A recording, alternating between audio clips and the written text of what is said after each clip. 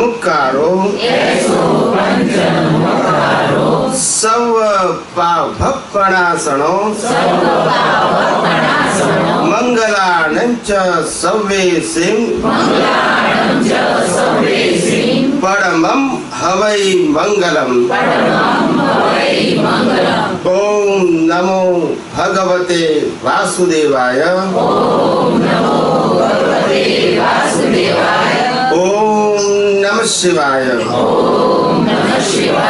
जय सच्चिदानंद। प्रत्यक्ष दादा भगवान ની સાક્ષીએ વર્તમાને મહાવિદે ક્ષેત્રમાં વિચરતા તીર્થંકર ભગવાન શ્રી સિમંદર સ્વામીને અત્યંત ભક્તિપૂર્વક નમસ્કાર કરું છું। વાત્સલ્ય મૂર્તિ શ્રી દાદા ભગવાનને અત્યંત ભક્તિપૂર્વક નમસ્કાર કરું છું। 33 કોટી દેવી દેવતાઓને અત્યંત ભક્તિપૂર્વક નમસ્કાર કરું છું। વિતરાગ શાસન દેવ દેવીઓને અત્યંત ભક્તિપૂર્વક નમસ્કાર કરું છું। નિષ્પક્ષપાતી શાસન દેવ દેવીઓને અત્યંત ભક્તિપૂર્વક નમસ્કાર કરું છું। આ ક્ષેત્રના રક્ષક દેવી દેવતાઓને અત્યંત ભક્તિપૂર્વક નમસ્કાર કરું છું। આખા બ્રહ્માંડના જીવ માત્રના રિયલ સ્વરૂપને અત્યંત ભક્તિપૂર્વક નમસ્કાર કરું છું। જગતભરના સંત પુરુષોનું યોગ બળ જગતભરના સત્પુરુષોનું યોગ બળ અને પ્રગટ જ્ઞાની પુરુષ દાદા ભગવાનનું યોગ બળ સમસ્ત વિશ્વનું કલ્યાણ કરો, કલ્યાણ કરો, કલ્યાણ કરો।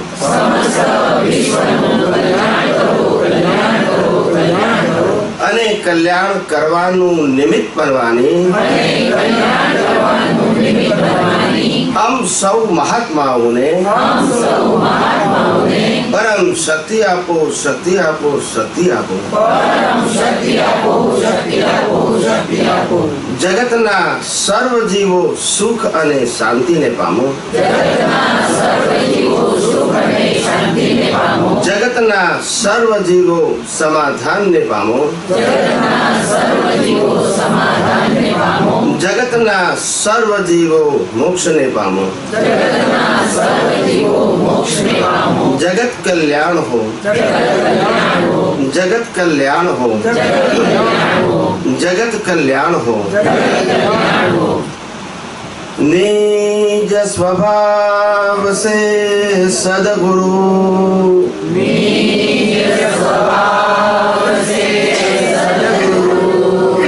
अगुरु लघु सर्वज्ञ है।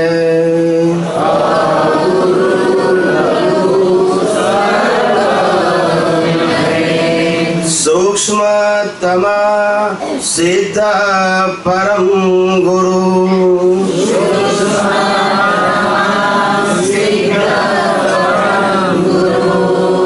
सत्यम निश्चय वन्द्य है।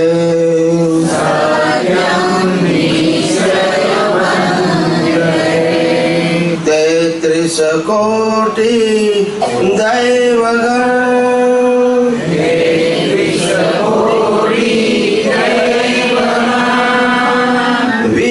विश्वहितार्थे स्वागतम्। विश्वहितार्थे स्वागतम्।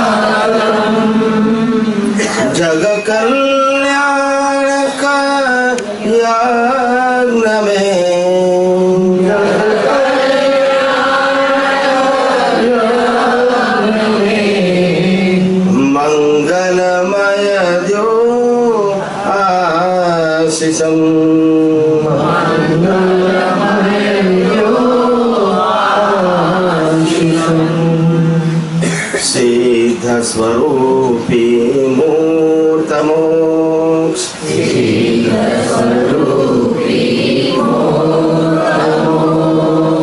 ગલતી ભૂલ કો માફી દો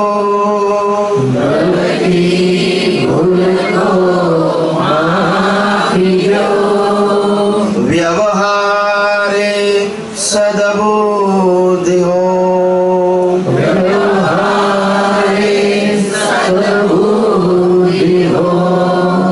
निश्चय में अभिवृद्धि दो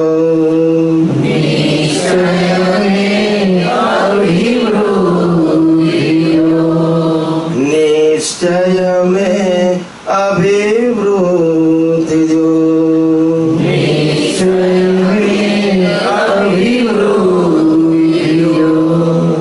जय सच्चिदानंद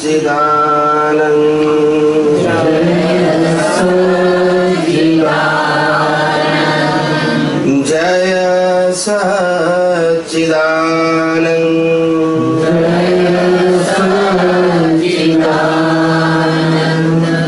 जय सच्चिदानंद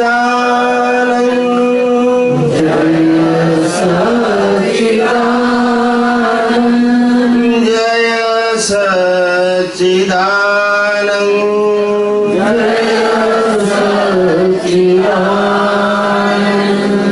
जय सच्चिदानंद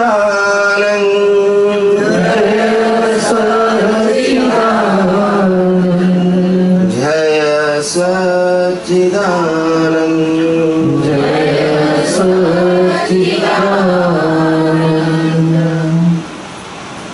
जय सच्चिदानंद આપણે બધા અહીંયા સત્સંગ માટે ભેગા થયા છીએ અને સત્સંગ એનું નામ કહેવાય કે જે સત્સંગ દિવસે દિવસે આપણા જીવનની અંદર આ મન વચન કાયાના સંયોગોમાં સતત આપણને અલિપ્ત રાખે. શું રાખે?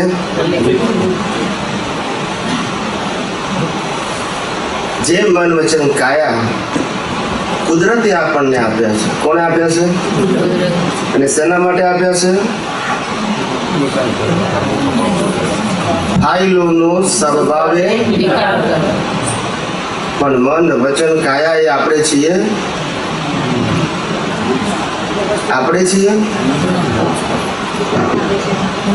ઇન્સ્ટ્રુમેન્ટ ફક્ત સફરિંગ માટે છે. શેના માટે છે? અને જેવું સફરિંગ ફિનિશ થઈ જાય એટલે ઇન્સ્ટ્રુમેન્ટને ડિસ્ટ્રોય કરી નાખવામાં આવે. એમ આઈ રાઈટ ઓર રોંગ? તો વેલ્યુ સોલની છે કે ઇન્સ્ટ્રુમેન્ટની? વેલ્યુ કોની છે? આપણા જીવનની અંદર જ્ઞાની પુરુષના જ્ઞાન પછી મન વચન કાયા એ ઇન્સ્ટ્રુમેન્ટ છે એવું સમજાય છે કે હજુ આપણે એના માટે સોફ્ટ કોર્નર છે.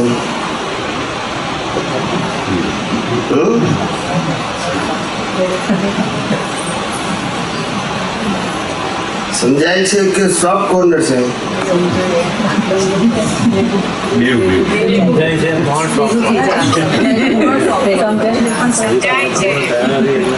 યા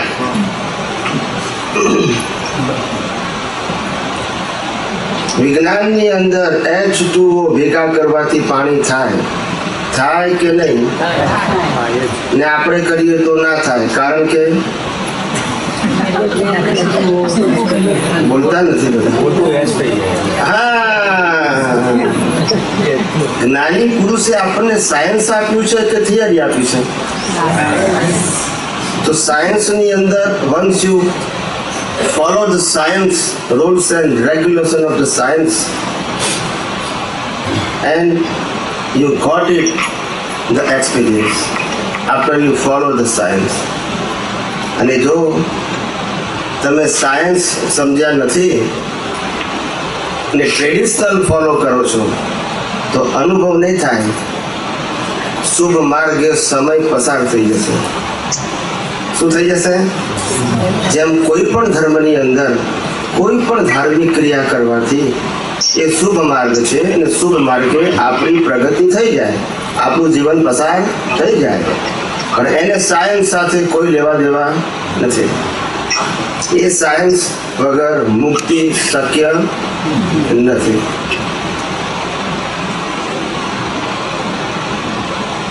જીવનમાં વિજ્ઞાન સમજવું જરૂરી છે. થિયરી આપણી પાસે છે, સિદ્ધાંતની જરૂર છે, શ્રદ્ધા આપણી પાસે છે. શું કીધું? શ્રદ્ધા આપણી પાસે છે, સિદ્ધાંતની જરૂર છે. શ્રદ્ધાથી સંસાર ચાલે છે, સિદ્ધાંતથી સંસાર સમાપ્ત થાય છે. સમજાય છે? શ્રદ્ધાથી સંસાર ચાલે, શ્રદ્ધા પરિવર્તનશીલ હોય અને સિદ્ધાંત અપરિવર્તનશીલ. એટલે આપણું જીવન જ્ઞાની પુરુષના જ્ઞાન પછી સિદ્ધાંત ઉપર ચાલે છે કે શ્રદ્ધા ઉપર ચાલે છે? બોલો. આજે બધી એક્ઝામ જ લેવાનું છે તમારે. શું લેવાનું છે? પાસ બધાને કરી દીધા છે, પછી એક્ઝામ દઉં છું.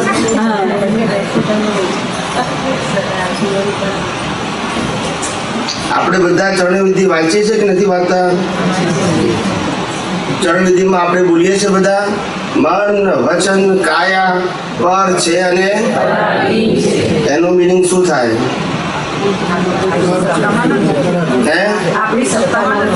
મન વચન કાયા આપણે છીએ, આપણે ચલાવીએ છીએ.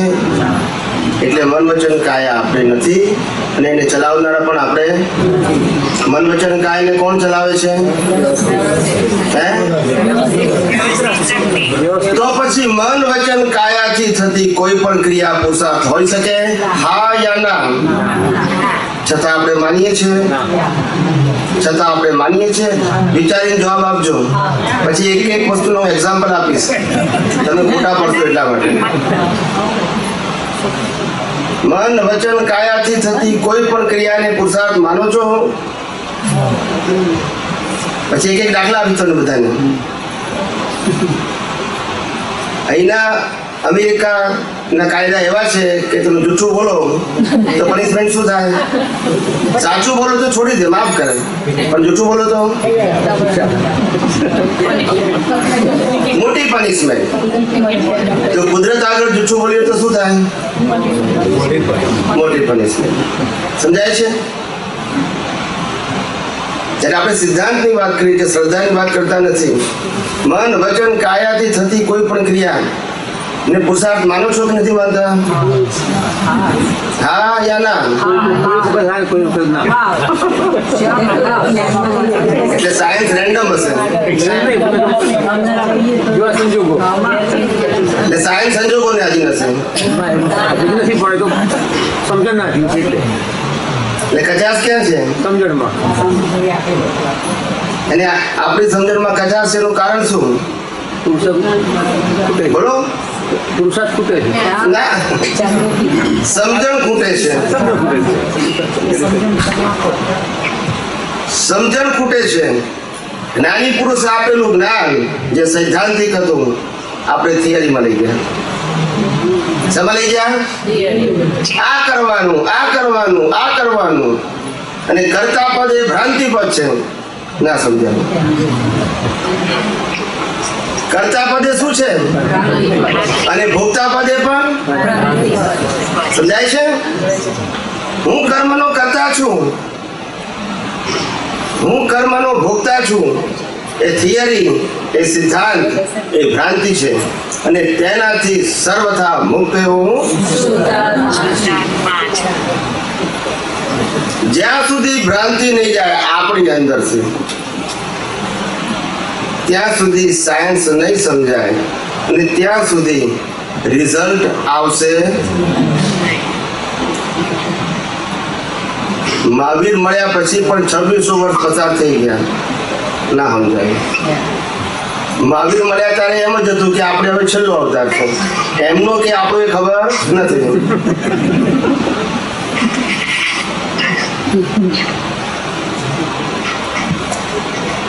તમે સાંભળ્યું છે ને કે દાદા ભગવાને કીધું કે આપણે તીર્થંકરોની સભામાં બેસી રહ્યા છે, આ વાક્ય તો સાંભળ્યું છે ને?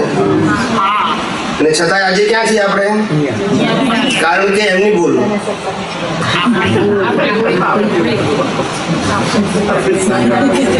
માનેલું જ્ઞાન નહીં ચાલે. શું કીધું? હકીકતનું જ્ઞાન જોશે. જેનું રિઝલ્ટ ના આવે જાણવું આપણી ભૂલ છે. સાયન્સની અંદર તમે એક્ઝેક્ટ સાયન્સ સમજ્યા પછી એક્સપેરિમેન્ટ કરો તો એક્સપિરિયન્સ થાય કે નહીં? અને જો એક્સપિરિયન્સ ના થાય તો એક્સપેરિમેન્ટ ખોટો છે. ને એક્સપેરિમેન્ટ ખોટો એટલા માટે છે કારણ કે આપણી સાયન્સની સમજણ ખોટી છે. સમજણ ખોટી હોય તો પ્રયોગ સાચો થાય નહીં, ને પ્રયોગ સાચો ના થાય તો રિઝલ્ટ પણ સાચું. સમજાય છે ને? એટલે આપણે રોજ બધી ક્રિયા કરીએ છીએ, ખાવાની, પીવાની, ધાર્મિક ક્રિયા કરીએ છીએ, જ્ઞાની પુરુષે આપેલા સંસાધનો કરીએ છીએ ને? આત્મા કરે છે, દેહ કરે છે? બોલતા નથી બધા. ખાવાની ક્રિયા કોણ કરે છે? અને બીજી કોણ બોલે છે? દેહ બોલે છે. મારા સ્ટેટમેન્ટ ઉપર તમને કંઈક લાગે છે કે હું કંઈક કહેવા માંગુ છું? સિદ્ધાંત એફએઝેડ હશે કે એક્ઝેક્ટ હશે? અને આપણે એફએઝેડ સમજીએ તો રિઝલ્ટ કેવું આવે? લાખો લોકોની હિંસા કરનારો અર્જુન એ જ અવતારે મોક્ષ થયો. લાખો લોકોની હિંસા કરનારા રામ એ જ અવતારે. અને આપણે કીડીઓ બચાવતા અહીંયા ફરીએ છીએ. ભૂલ ક્યાં છે? ભૂલ ક્રિયામાં છે કે દ્રષ્ટિમાં છે? અને જેવી દ્રષ્ટિ એવી. પૂર્ણિમાબેન જય સચ્ચિદાનંદ. જય સચ્ચિદાનંદ. સમજાય છે? વિજ્ઞાન ને શ્રદ્ધામાં લઈ ગયા પછી કઈ રીતે કામ કરે? પુણ્ય તો બંધાવવાનું છે. કોઈ પણ શુભ ક્રિયા કરો તો પુણ્ય બંધાશે. આપણો માર્ગ પુણ્યનો છે કે મુક્તિનો છે? વિજ્ઞાન ના સમજ્યા. જ્ઞાની પુરુષે આપ્યું વિજ્ઞાન ને આપણે લઈ ગયા થિયરી. મન, વચન, કાયા એ કર્મ ભોગવવાનું સાધન માત્ર છે, એ પુરુષાર્થ કરવાનું સાધન ન હોય. અને મન, વચન, કાયાથી થતી કોઈ પણ ક્રિયાને પુરુષાર્થ માનવું એ ભ્રાંતિ છે. શું છે? અથવા તો મિથ્યા જ્ઞાન છે. એ મિથ્યા જ્ઞાનથી પુણ્ય બંધાશે, મુક્તિ નહીં મળે. પુણ્ય બંધાશે, કોઈ પણ સુક્રિયા કરો તો પુણ્ય તો બંધાવાનું જ છે. એમાં કોઈ સંશય નથી. પણ આપણે પુણ્ય માટે કરવું છે કે મુક્તિ માટે કરવું છે? જો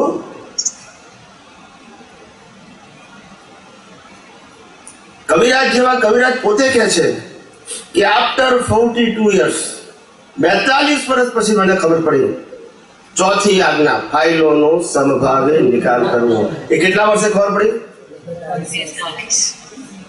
સમજાય છે મારી વાત? 42 વર્ષ.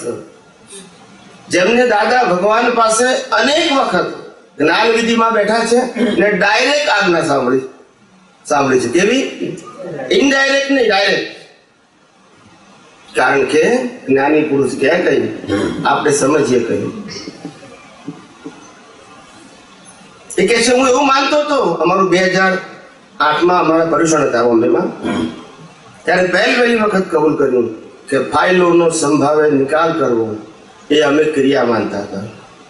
અમારી વાણી, અમારું વર્તન એવું હોવું જોઈએ કે સંભાવે નિકાલ થાય. જેમાં દાદા ભગવાન સુલેમાનનો દાખલો આપતા હતા. અને દાખલા ઉપરથી અમે એવું સમજ્યા કે અમારી વાણી વર્તન એવા હોવા જોઈએ કે સંભાવે નિકાલ થાય, ક્લેમ ઉભો ના થાય. આવી માન્યતા હતી તે વખતે ફ્રેક્ચર થઈ ગઈ. મેં કહું સંભાવે નિકાલ આપણે નથી કરવાનો, નિકાલ તો કુદરત કરશે, આપણે સંભાવમાં રહેવાનું છે. સંભાવે નિકાલ એ ભાવના છે, એ દ્રષ્ટિ છે, એ વિઝન છે, એક્શન નથી. એક્શન આપણા હાથમાં છે, બોલતા નથી બધા. તો એક્શન થી આપણે સંભાવે નિકાલ કરવાનો છે. ભાવ દ્રષ્ટિ, દ્રષ્ટિમાં સમ હોવું જોઈએ. સમ એટલે ગમતા સંજોગોમાં રાગ નહીં ને ના ગમતા સંજોગોમાં દ્વેષ નહીં.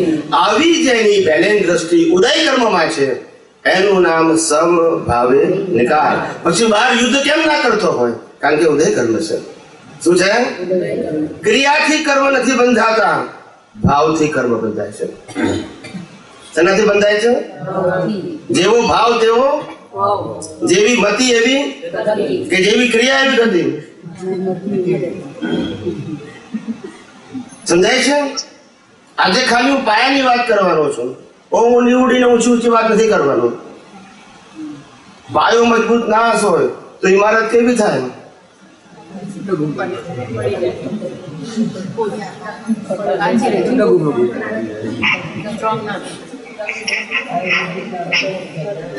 બેતાલીસ વર્ષે કવિરાજ કહે છે કે મને સમજાવે કે ફાઇલો સંભાવે નિકાલે ભાવના છે, ક્રિયા નથી. ધન્ય છે કે આટલા ઓપન થયા. બાકી ઓપન થાય કોઈ? ને કુદરતનો કાનૂન એવો છે કે જે વસ્તુ ઢાંકો એ તમારી સાથે રહે, જે ખુલ્લી કરો એ જગત પાસે જતી રહે. ના સમજાય? જે ઢાંકો એ ક્યાં રહે અને ખુલ્લી કરો એ આપણે શું કરવું જોઈએ? ઢાંકવી જોઈએ. કેવું અદભુત વિજ્ઞાન જ્ઞાની પુરુષો આપણે ના સમજી શકે. અને સમજી ના શકે આમાં તમારી વ્યક્તિગત ભૂલ નથી. સમજાવનારા જોઈએ ને. શું જોઈએ? ટીચર જોઈએ કે સાયન્ટિસ્ટ જોઈએ? બોલતા નથી.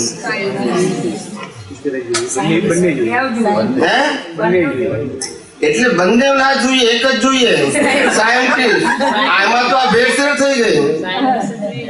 ટીચર એટલે સિલેબસ પ્રમાણે ભણાવવું. પોતે ચોપડી વાંચે, ચોપડી સમજે અને તમે સમજાવે, એનું નામ ટીચર કહેવાય. Without experience. બોલતા નથી બધા.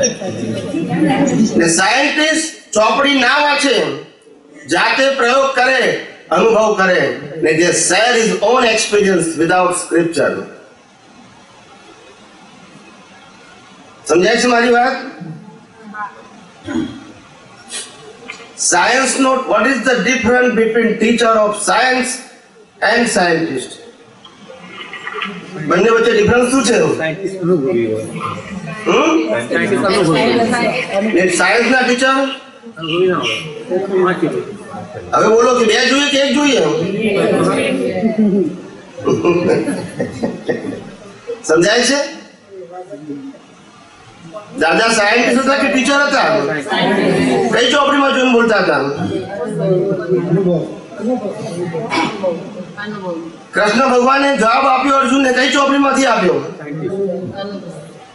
મહાવીરે ગૌતમને જવાબ આપ્યો કઈ ચોપડીમાંથી આપ્યો? સમજાય છે?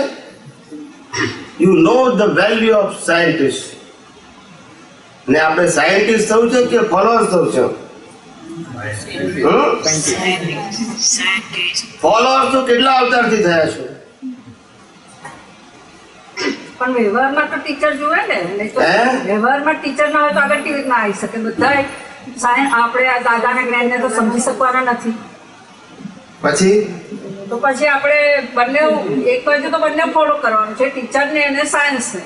એટલે આપણે શું કરવાનું છે કે સાયન્સ જેટલું સમજાય એટલું ફોલો કરજો.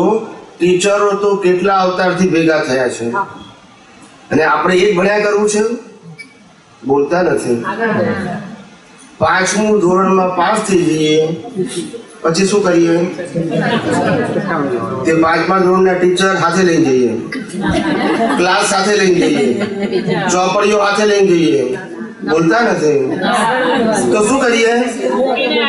એને ત્યાગ કહેવાય. એને ત્યાગ કહેવાય ને કે that is the procedure of growth. તમને એક જ ધોરણની અંદર તમે 10 વખત નપાસ થાઓ પછી શું કરો? ટીચર સ્કૂલ બંધ કરી દે કે અમે પાસ કરી શકતા નથી. અને આપણે તો 25 વર્ષથી એક જ સ્કૂલ, એક જ ચોપડી, એક જ ભણવાનું.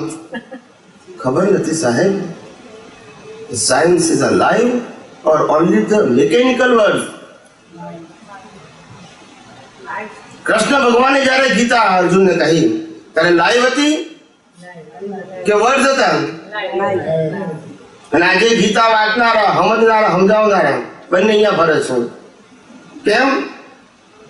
ગીતા 2 પ્રકારની છે. સમજાવનાર પાસે દ્રષ્ટિ નથી. શું નથી? બુદ્ધિ છે, દ્રષ્ટિ નથી. અનુભવ હોય તો દ્રષ્ટિ હોય, નહીતર તો બુદ્ધિથી અર્થ કરે, મર્મ સમજાય.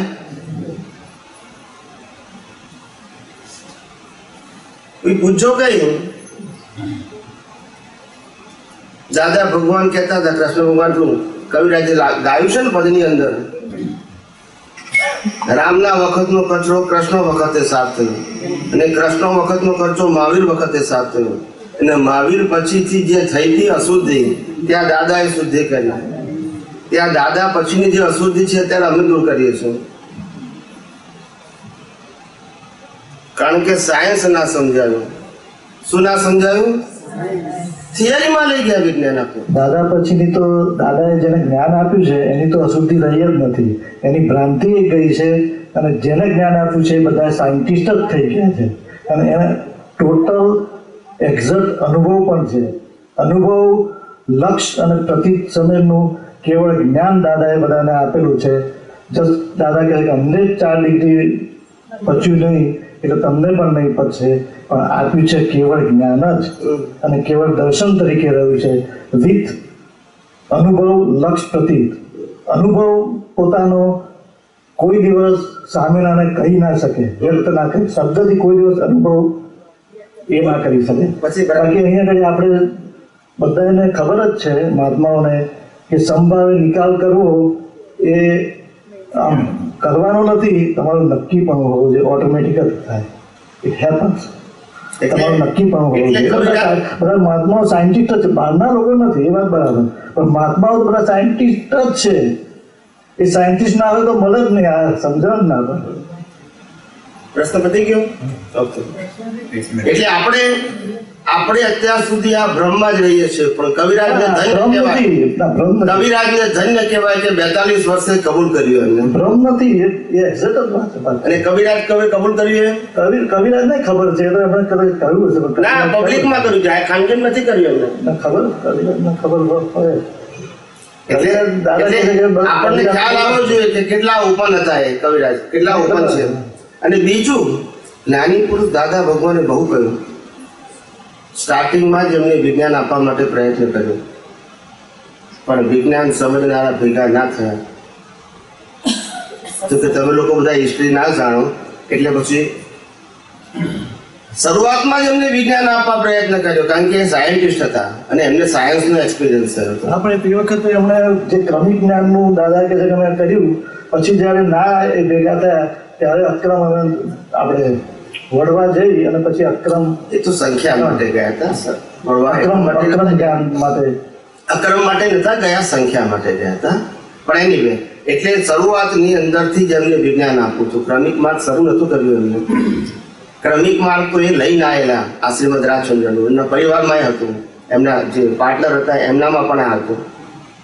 અને એમના થકી જ કહે છે કે જો મને પ્રત્યક્ષ શ્રીમદ રાજચંદ્ર મળ્યા હોત તો હું એમની પૂઠે વહી જાય.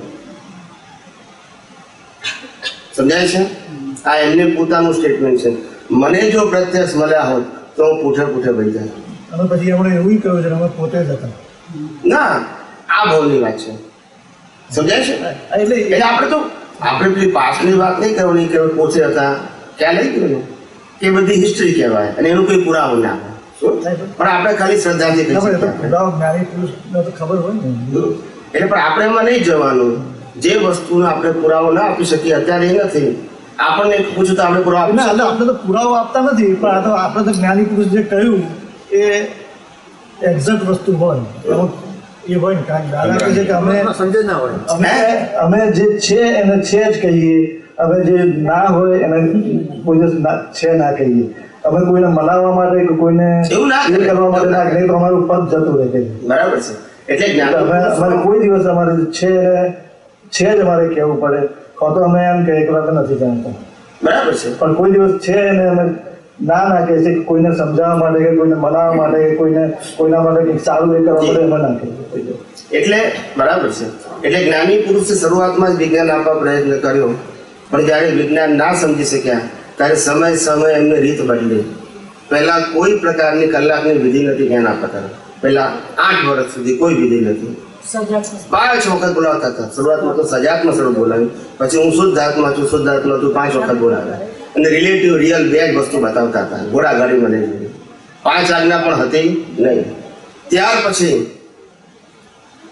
8 વર્ષ કે 9 વર્ષ પછી 5 આજ્ઞા જ્ઞાન આપવાની શરૂઆત કર્યા. પછીની વાત કરું છું. આજ્ઞા શરૂ થઈ ત્યાર પછી આ ત્રિમંત્ર નમસ્કાર વિધિ 9 કલમ બધું છપાયું અને નિત્ય બોલવાનું આવ્યું. સમજાય છે? ધીમે ધીમે જ્ઞાની પુરુષ સમજે છે કે હું જે સાયન્સ કહેવા માંગુ છું એ સાયન્સ સમજી શકતા નથી. 1985 અંદર જ્ઞાની પુરુષ દાદા ભગવાને બરોડાની અંદર કહ્યું બધા મહાત્માઓની વચ્ચે કે અમે અમેરિકાએ કીધું છે કે તમે સાયન્ટિસ્ટ ભેગા કરો, અમારે આખું વિજ્ઞાન આપવું છે. ઇન્ડિયામાં પણ કહ્યું એવું કે સાયન્ટિસ્ટ ભેગા કરો. ત્યારે બરોડાની અંદર ચંદ્રકાંતભાઈ કેમિસ્ટ કે જે રિસર્ચમાં કામ કરતા હતા, શેમાં કામ કરતા હતા, અને એ કેમિસ્ટે પૂછ્યું કે દાદાજી અમને સાયન્સ કેમ નથી આપતા? ત્યારે દાદાએ કીધું કે તમે સાયન્સ સમજી શકશો નહીં, કારણ કે હું જે કહું છું એ તમે ગળી જાઓ છો. હું જે કહું છું શું કરો છો? ગળી જાઓ છો. સાયન્ટિસ્ટને હું સાયન્સ આપીશ એટલે રિસર્ચ કરશે. શું કરશે? એક્સપેરિમેન્ટ કરશે, એક્સપિરિયન્સ કરવા પ્રયત્ન કરશે. કન્ફ્યુઝન થશે તો પૂછશે, પણ ગળી જશે નહીં. એટલે ચંદ્રકાંતજીએ કીધું કે દાદા તમે અમને જ્ઞાન આપ્યું છે તો અમને સાયન્સ નહીં સમજાય? સીધું તમે આપશો તો? દાદા કે તમને 5 આજ્ઞા આપી છે એનાથી તમે આગળ વધો, આગળ તમે સાયન્ટિસ્ટ ભેગો થશે.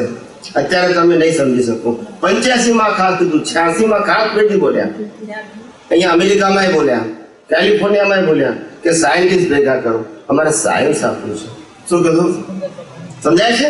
આ બધી વસ્તુ પ્રમાણ છે. દાદા ભગવાન પોતે બોલ્યા, કારણ કે એ જાણતા હતા કે હું સાયન્ટિસ્ટને સાયન્સ આપીશ, એ અનુભવ કરશે અને પછી શું કરશે? લખશે. અમે પુસ્તક લખીએ નહીં. હા, પણ ભગવાન કોઈ દિવસ પુસ્તક લખે જ નહીં. જે સાયન્ટિસ્ટની વાત જે દાદાએ કરી છે એ જો બધા સમજતા હોય, બહારનો ઇન્ડિયાની બહારનો ગમે તે હોય એના થ્રુ બાહ્ય સાયન્સ અમુક વસ્તુ દાદાએ વાત કરવાની વાત કરી હતી.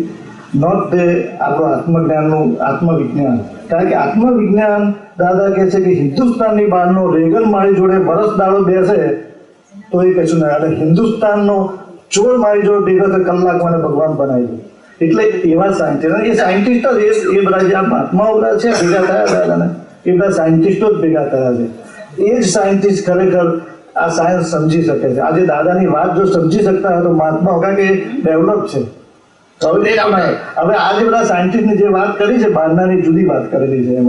કારણ કે આપણા સાયન્ટિસ્ટ હિન્દુસ્તાની બહારના સાયન્ટિસ્ટને આ તો આત્મજ્ઞાન સમજણ જ ના પડે, એની જોડે ગમે તેટલું બેસીને તો એ ના ખાવું પડે.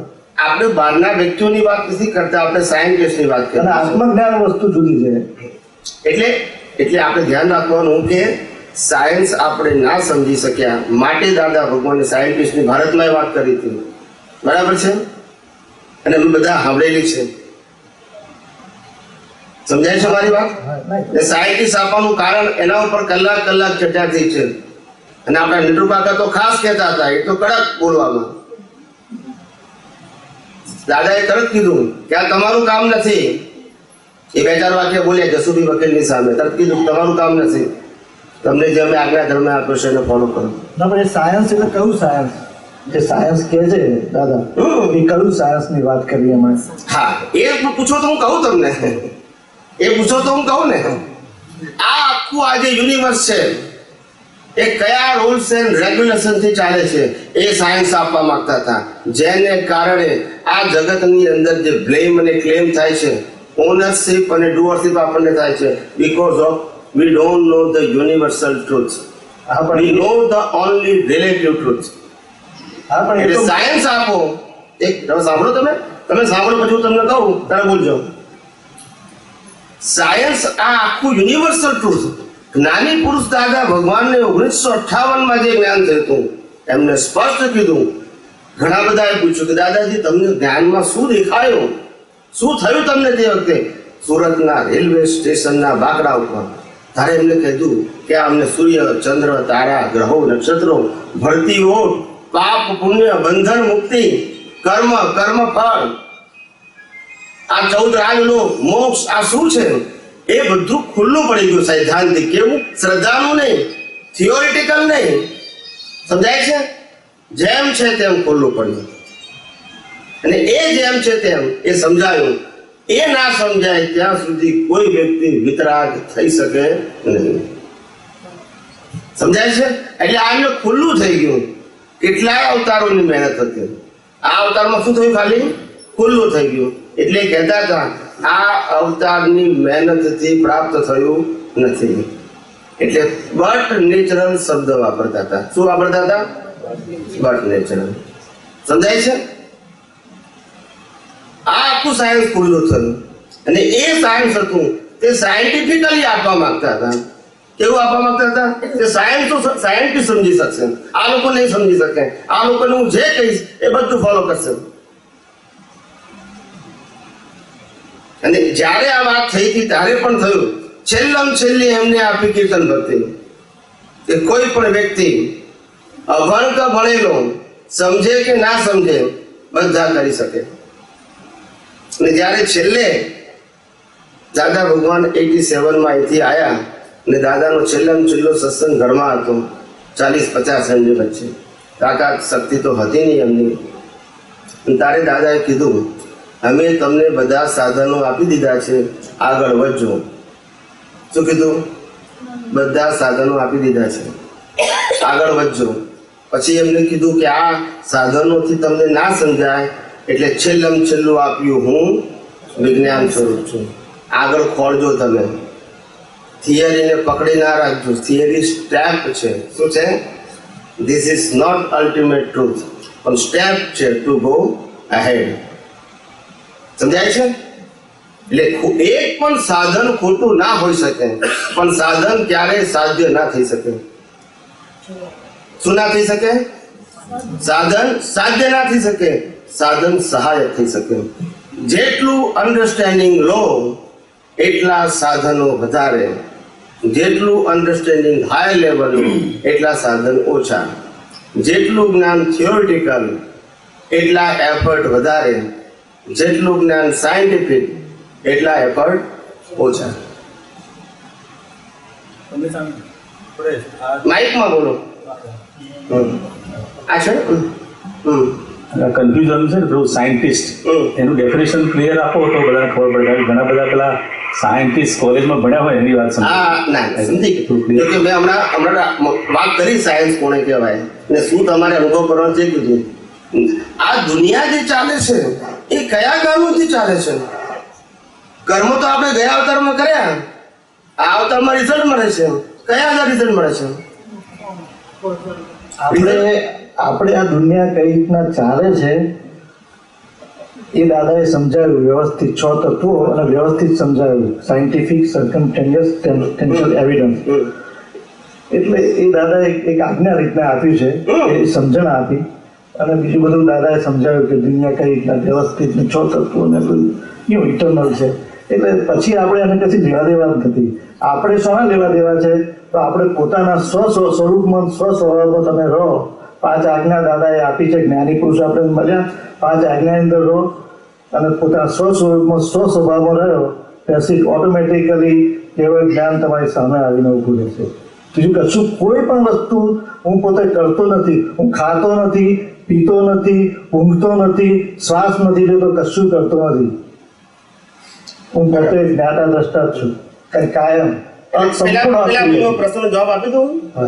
ઓકે, એટલે સમજવાનું હતું આપણે.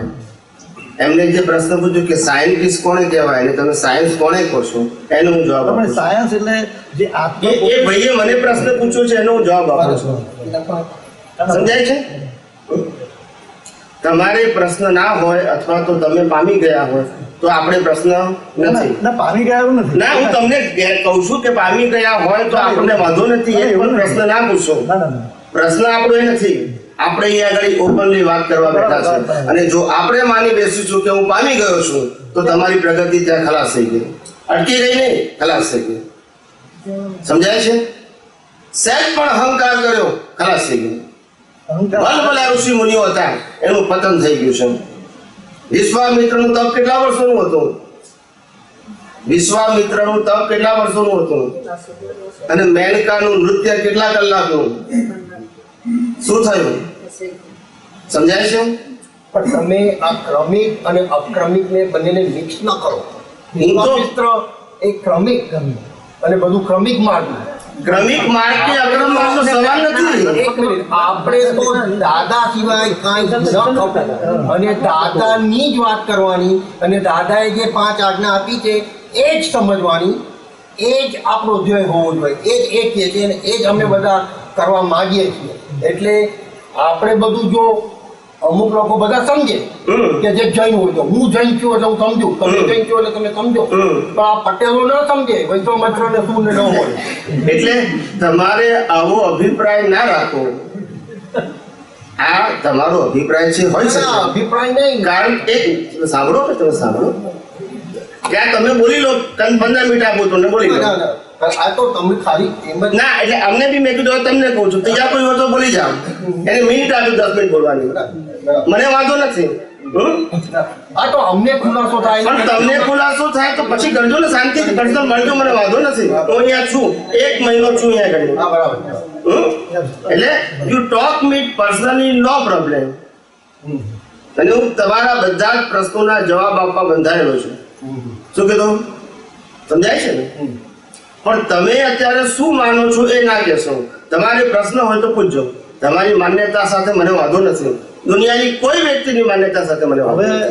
એટલે દરેક વ્યક્તિની માન્યતા હોઈ શકે એની પાસે, એમાં વાંધો નથી. પેલા ભાઈના પ્રશ્નનો હું જવાબ આપું છું. તમારે પ્રશ્ન હોય તો પૂછજો, ના પ્રશ્ન હોય તો ના પૂછજો.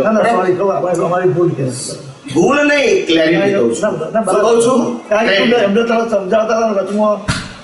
Anyway, અમે તો માફ જ કરીએ છીએ, કારણ કે અમે તો છેલ્લા 30 વર્ષથી સત્સંગ કરીએ છીએ.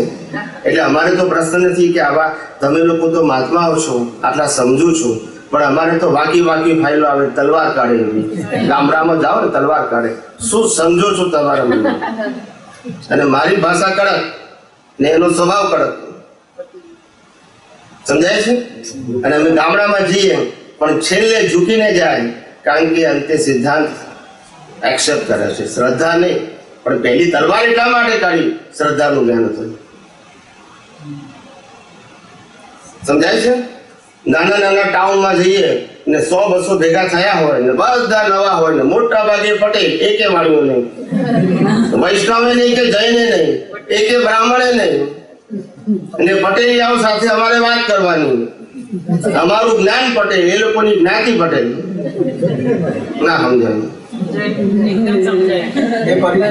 અને એ રીતે અમે કહીએ કે તમારે આગળ વધવું છે કે જ્યાં છો ત્યાં રહેવું છે. જો ત્યાં જ રહેવું હોય તો અમે કહીએ તમે જે સમજો છો તે બરાબર છે. આગળ વધવું હોય તો કહીએ, એટલે પછી અમને કે આગળ વધવું છે. એટલે અમે સ્પષ્ટ કહીએ ભગવાન કોણ છે જાણવું છે કે તમે જાણો છો એમાં સિક્કો મારી આપીએ? બોલતા નથી. તો પેલા સાચું જાણવું છે અમારે. અમે જાણવી છે તો અમારી પાસે છે, પણ સાચું જાણવું છે. પણ તમે સમજાવજો અમને. હવે જયારે મને પરમિશન આપે પછી સમજાવું. પછી કહું કે રામકૃષ્ણ મહાવીર ભગવાન નતા. તે કેટલાના માથાના વળતર થઈ જાય, અહીંયા થઈ જાય કેટલાકના. રામકૃષ્ણ મહાવીર ભગવાન હતા, રામકૃષ્ણ મહાવીરની અંદર ભગવાન હતા. પણ જ્યારે પહેલું વાક્ય બોલવું ને કે રામકૃષ્ણ મહાવીર ભગવાન હતા, ત્યારે તલવાર નીકળે. પણ અમારું જ્ઞાન ક્ષત્રિય છે, એ લોકોનો જન્મ ક્ષત્રિયમાં થયો છે. સમજાય છે? અમને સહેજ ભય ના લાગે. છેલ્લે કઈ જાય કે સ્વામી તમે બોલો છો એ સાચું છે, અમારી સમજણ મર્યાદિત હતી. ખોટી તો નથી, વ્યવહાર દ્રષ્ટિથી માનતા હતા કે ભગવાન છે, પણ ખરેખર ખ્યાલ આવ્યો કે તમે સમજાયા પછી અમે દરેક વસ્તુને એક્સપ્લેન કરીએ. એમ ના કહીએ સ્વીકારી લો, કારણ કે સાયન્ટિસ્ટ અમે સ્પષ્ટ પૂછીએ કે ભગવાનની વ્યાખ્યા સમજો. ભગવાન નામી હોય કે અનામી, ભગવાન રૂપી હોય કે અરૂપી, ભગવાન જન્મ મરણ વાળા હોય કે અજન્મમર, ભગવાન ટેમ્પરરી હોય કે પરમેનન્ટ. અને આપણે જે માનીએ છીએ નામી, રૂપી, જન્મ મરણ વાળા, ટેમ્પરરી, કબૂલ કરે કે ના કરે? આટલું સમજાયા પછી કબૂલ કરે કે નહીં કે હું જે ભગવાન માનું છું તે ભગવાન નથી, પણ એની અંદર અમરેશભાઈ, ભગવાન અને પરમાત્મામાં શું difference? What is the definition for both? Right. જ્યારે ભગવાન દેહની અંદર હોય, શેની અંદર હોય? They have a limited power. શું કીધું? આત્મા અનંત જ્ઞાન વાળો છે. આપણી અંદર અત્યારે યુનિવર્સ પ્રકાશી શકે છે, અનંત શક્તિ વાળો છે, શક્તિ વ્યક્ત થઈ શકે છે. અત્યારે તો આ કર્મમાં જે શક્તિ છે તે જ વ્યક્ત થાય છે. પણ કેમ કે છે એનામાં તો શક્તિ છે, આપણામાં કેમ વ્યક્ત થતી નથી? આવરાઈ છે. આવરણથી મુક્ત થયો તો પરમાત્મા, નહીં તો શુદ્ધાત્મા. શું કીધું? મુક્ત થયો તે પરમાત્મા, નહીં તો શુદ્ધાત્મા છે. શુદ્ધાત્મા એટલે કે પરમાત્મા થવાની પ્રક્રિયામાં છે. જેમાં છે, અને જો થઈ ગયો તો પુરુષાર્થ હોય નહીં. પરમાત્મા થઈ ગયો હોય તો પુરુષાર્થ ના હોય, પણ પુરુષાર્થ છે એ પ્રક્રિયામાં છે. શેમાં છે? પ્રક્રિયામાં છે. પેલા ભાઈનો જવાબ આપી તો પાછું રહી જશે. એક સેકન્ડ. Yeah please. એક સેકન્ડ. આપણે 360 ડિગ્રી જે જેની પૂર્ણાહુતિ થઈ હોય, ભલે દેહધારી હોય, પણ 360 ડિગ્રી હોય, તીર્થંકરને ભગવાન, કારણ કે 360 ડિગ્રી દાદા ભગવાને કહેલું કે તીર્થંકરોને ભગવાન કહેવાય. આપણે કહીએ કે ભગવાનની એમની અંદર, એટલે બે ડિફરન્સ છે એમાં. હા બોલો. તમારો પ્રશ્ન પછી શરૂઆત કરીશું. એટલે વ્યવહારમાં કે પેલું આપણે કહીએ કે આ ભગવાન નહોતા એટલે તલવારો નીકળે, પણ દેહધારી પરમાત્મા, કારણ કે ભગવાન એકચ્યુઅલી એ એક ડિસ્ક્રિપ્શન કે ભગવત ગુણો જેને પ્રાપ્ત થયા હોય અથવા તો જેની પ્રકૃતિમાં ભગવત ગુણો પેદા થઈ ગયા હોય એ નોર્મલી ભગવાન કહેવાય. પણ તમે જે કહો છો ને પરમાત્મા, એ વસ્તુ આખી જુદી છે.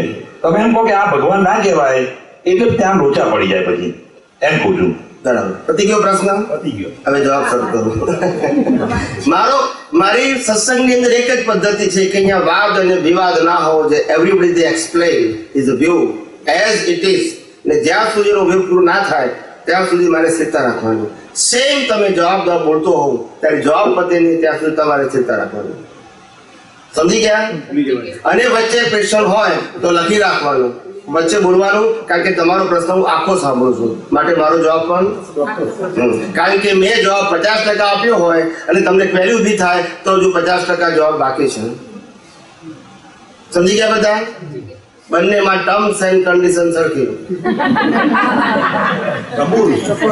ચાલો, આ બધી વાતો અમારા ભૂતકાળના સત્સંગ તમે સાંભળશો તો આ બધી વસ્તુ કહી ચૂકેલો છું, પણ તમારા માટે નવી છે. એનીવે, એમને હું સરસ કીધું કે ભગવાન ભગવત ગુણો ધારણ કરે તેને ભગવાન કહેવાય. એમને બહુ સરસ કીધું. શાસ્ત્રમાં લખેલું છે, વેદાંતમાં પણ લખેલું છે અને ગીતામાં લખેલું છે. જૈનિઝમમાં નથી લખ્યું, પણ વેદાંત અને ગીતામાં લખેલું છે. હા, એટલે કહું એટલે ભગવત ગુણો પ્રાપ્ત કરે તે ભગવાન. એ નાની પુરુષ દાદા ભગવાને કીધું, પણ આપણે આ સમજવાનું હતું કે આ ભગવત ગુણો ધારણ ના કરે અને છતાંય કેવળ જ્ઞાન પામીને મોક્ષે જાય. શું કીધું? જેને કેવળ જ્ઞાન થાય એ બધામાં પ્રાકૃતિક ભગવત ગુણો હોવા જરૂરી નથી. સમજાય છે? ગુણ એ ઉદય કર્મને આધીન છે. શેને આધીન છે? પ્રાકૃતિક ગુણો મન વચન કાયાની અવસ્થા માત્ર કુદરતી રચના છે. એમાં આત્માનો એક પણ ગુણ સમાયેલો નથી, પ્રકૃતિનો એક પણ ગુણ આત્મામાં નથી, આત્માનો એક પણ ગુણ પ્રકૃતિમાં નથી. ગુણે કરી બંને સર્વથા ભિન્ન છીએ. એટલે ગમે તેવા ગુણો હોય પણ વિનાશી ગુણ. કેવા ગુણો? વિનાશી. એટલે આપણે વિનાશી ગુણની વાત નથી કરતા. એટલે પહેલી ડેફિનેશન આપી કે આત્મા એની અંદર પોતાનું અસ્તિત્વ પરમેનન્ટ, ગુણો પરમેનન્ટ, સ્વભાવ પરમેનન્ટ. શું કીધું? કશું ટેમ્પરરી હોય. એ આત્મા જ્યારે ખુલ્લો થઈ જાય ત્યારે શું થઈ જાય? અને એમને બીજો પ્રશ્ન પૂછ્યો કે દેહ સાથે કેવળ જ્ઞાન થાય તો શું? દાખલા તરીકે તીર્થંકરને થયું અથવા કેવડીને થયું, બંને જ્ઞાન તો સરખું જ છે. જ્ઞાન કેવું છે?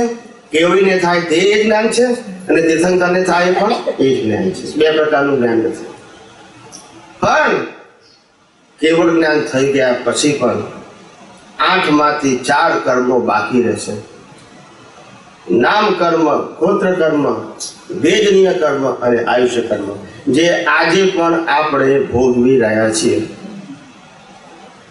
ના સમજાય? આજે પણ આપણે ભોગવી રહ્યા છે. કેવળ જ્ઞાન નથી તો, અને કેવળ જ્ઞાન પછી પણ છે. પણ જ્યારે 8 પ્રકારના કર્મો ક્ષય થાય ત્યારે નિર્વાણ કહેવાય. એ પરમાત્મા પદ છે અને એનું સ્થાન ક્યાં હોય? સિદ્ધ ક્ષેત્રમાં. 4 પ્રકારના ઘાતી કર્મનો ક્ષય થાય ત્યારે કેવળ જ્ઞાન થાય. જ્ઞાનાવરણ, દર્શનાવરણ, મોહની અને આ 4 કર્મોનો ક્ષય થાય કેવળ જ્ઞાન થાય. પણ 4 પ્રકારના કર્મો બાકી રહ્યા છે જે કેવળ જ્ઞાનને બાધક નથી. શું કીધું? કેવળ જ્ઞાનને બાધક નથી, પણ તમારી પૂર્ણ દશા વ્યક્ત થવા દેતું નથી. એટલે હજુ પરિણામમાં બંધન રહ્યું, પુરુષાર્થની જરૂર નથી. શું કીધું? પરિણામમાં બંધન રહ્યું ને. શેમાં રહ્યું? પુરુષાર્થની જરૂર નથી, કેવળ જ્ઞાન થઈ ગયું. પણ ત્યાં સુધી શિવંદર સ્વામીને કેવળ જ્ઞાન છે કે નહીં? છે. કેટલા વર્ષો બાકી છે? દાદા ભગવાને કહ્યા મુજબ 1.5 લાખ વર્ષ. સમજાય છે મારી વાત? મારી વાત સમજાય છે? સમજાય છે? તો તીર્થંકર છે, કેવળ જ્ઞાન જ છે. બાકી 4 બાકી રહ્યા. હા, બધાને જેટલા કેવડીઓ હોય, જેટલા તીર્થંકરો હોય, કેવળ જ્ઞાન પછીની વાત કરું છું. પહેલા તો સવાલ જ નથી. પહેલા તો 8 બાકી છે. એની કઈ એટલે કે પરમાત્મા પદ એમણે જે કીધું તે પ્રમાણે ક્યારે પ્રગટ થાય? 8 પ્રકારના કર્મો ક્ષય થાય તો પરમાત્મા પદ પ્રાપ્ત થાય, અને 4 પ્રકારના કર્મો ક્ષય થાય તો કેવળ જ્ઞાન પ્રકટ થાય. અને 4 પ્રકારના ક્ષય કરવાની જે પ્રક્રિયા છે એને આધ્યાત્મ માર્ગનો, મુક્તિના માર્ગનો પુરુષાર્થ કહેવાય છે. રિપીટ કરું? એક મિનિટ, આ વાત રિપીટ કરજો પછી. 8 પ્રકારના કર્મો ક્ષય થાય તો પરમાત્મા પદ પ્રાપ્ત થાય. 4 ઘાતી કર્મો ક્ષય થાય તો કેવળ જ્ઞાન પ્રાપ્ત થાય. અને 4 ઘાતી કર્મોને ક્ષય કરવાની પ્રક્રિયા એ આધ્યાત્મ માર્ગનો પુરુષાર્થ છે. મન, વચન, કાયાને બદલવા તે મુક્તિના માર્ગનો પુરુષાર્થ નથી. અને 4 પ્રકારના ઘાતી કર્મો છે જેને મન, વચન, કાયા સાથે લેવા દેવા નથી. જ્ઞાનાવરણ, દર્શનાવરણ, મોહની અને અંતરાકરણ. આ 4 કર્મો ને આની સાથે લેવા દેવા નથી.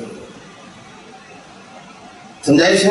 આ ક્ષય થવા જોઈએ. આને આ તો કમ્પલસરી ક્ષય થશે. મન, વચન, કાયાથી કર્મો ભોગવીએ છે ને એ તો જ્ઞાની, અજ્ઞાની બધાને કમ્પલસરી ક્ષય થવાના, કારણ કે કુદરત કરે છે. પણ ક્ષય સાથે સાથે સાથે શું થાય છે? વિસર્જનની સાથે શું થાય છે? સર્જન થાય છે. એટલે સર્જન અને વિસર્જન, cause and effect, cycle of રિબર્થ is continuous. સમજાય છે?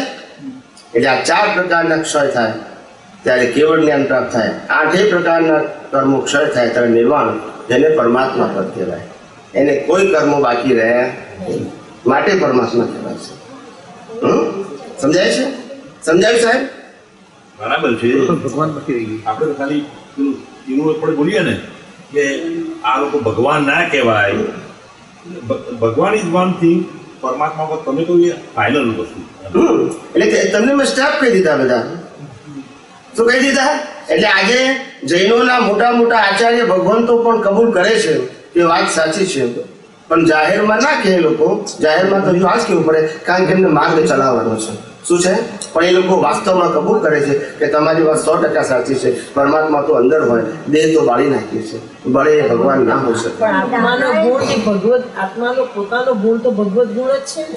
એટલે આત્મા તો ભગવાન છે જ, પણ દેહ ભગવાન નથી. એ આપણો સબ્જેક્ટ છે. ના જયેશભાઈ શું કહે છે? એમને કીધું કે જે દેહમાં ભગવત ગુણો પ્રગટ થાય એ દેહની વાત કરે. એમને કીધું કે દેહના બધા ગુણો વિનાશી હોય, એ પણ એમને જવાબ મેં આપી દીધો અને એમને સંતોષ પણ થઈ ગયો. ના સંતોષ નથી થયો. ના, મેં જે કીધું કે આત્માના બધા ગુણો વિનાશી હોય, એમાં તમને ક્વેશ્ચન છે? ના, એમાં નથી question. બસ, તો એ એક વાત કરે છે. બોલો. ના એમાં ક્વેશ્ચન નથી. કમલેશભાઈ એ વાત બરાબર છે, પણ પરમાત્મા એક વસ્તુ છે. ભગવાન જે આપણે મહાવીર ભગવાન, કૃષ્ણ ભગવાન, એ લોકોને આપણે કહીએ કે ભગવાન વ્યવહારમાં એ કબૂલ ના થાય એકદમ, કારણ કે એમના ગુણ, ભગવાન એ ડિસ્ક્રિપ્શન ઓફ ક્વોલિટીઝ, બરોબર, પ્રાકૃતિક ક્વોલિટીઝ છે એને ડિસ્ક્રાઇબ કરવા માટેનું ટાઇટલ ભગવાન. હવે આપણે એ ટાઇટલને ઉડાડી દઈએ તો કબૂલ આમ ઉહાપોહ વધી જાય એમ કહેવા માંગુ છું હું. કારણ કે આખા ભગવત ગુણોનો આખો ક્ષય એ ભગવાન ના કહેવાય એવું બોલી દઈએ એટલે પછી એનું ધમાલ મચે. એટલે તમારી વાત સાચી છે કે ધમાલ મચે, કારણ કે વ્યક્તિ પાસે એક્સપ્લેનેશનનો પાવર ના હોય, એક્સપિરિયન્સ ના હોય એટલે મચે. અમારે 30 વર્ષથી ક્યારેય મચી નથી. લાસ્ટ 30 યર્સ, અને બધું વિડીયો રેકોર્ડિંગ છે. શું કીધું? એક્સપ્લેન ના કરી આપણે. દાદા ભગવાને કીધું કે તમે ચંદુલાલ નથી, લોકો કેમનું એક્સેપ્ટ કરે? પણ they prove it and then accept it. એ કેપેસિટી કોની હોય? અનુભવી જ્ઞાનીની. તમે ના કરી શકો એને એક્સપ્લેન. તમે કહો તો મારામારી થઈ જાય. અમે કહીએ તો આચાર્ય ભગવાન કબૂલ કરે. હમણાં જ જુનાગઢની અંદર છેલ્લો પ્રસંગ જુનાગઢનો આ જ વાત થઈ. એમને કબૂલ કરી, વાત તમારી સાચી છે, પણ વ્યવહારમાં તો અમારે માર્ગ ચલાવવાનો આને ભગવાન કહેવા પડે.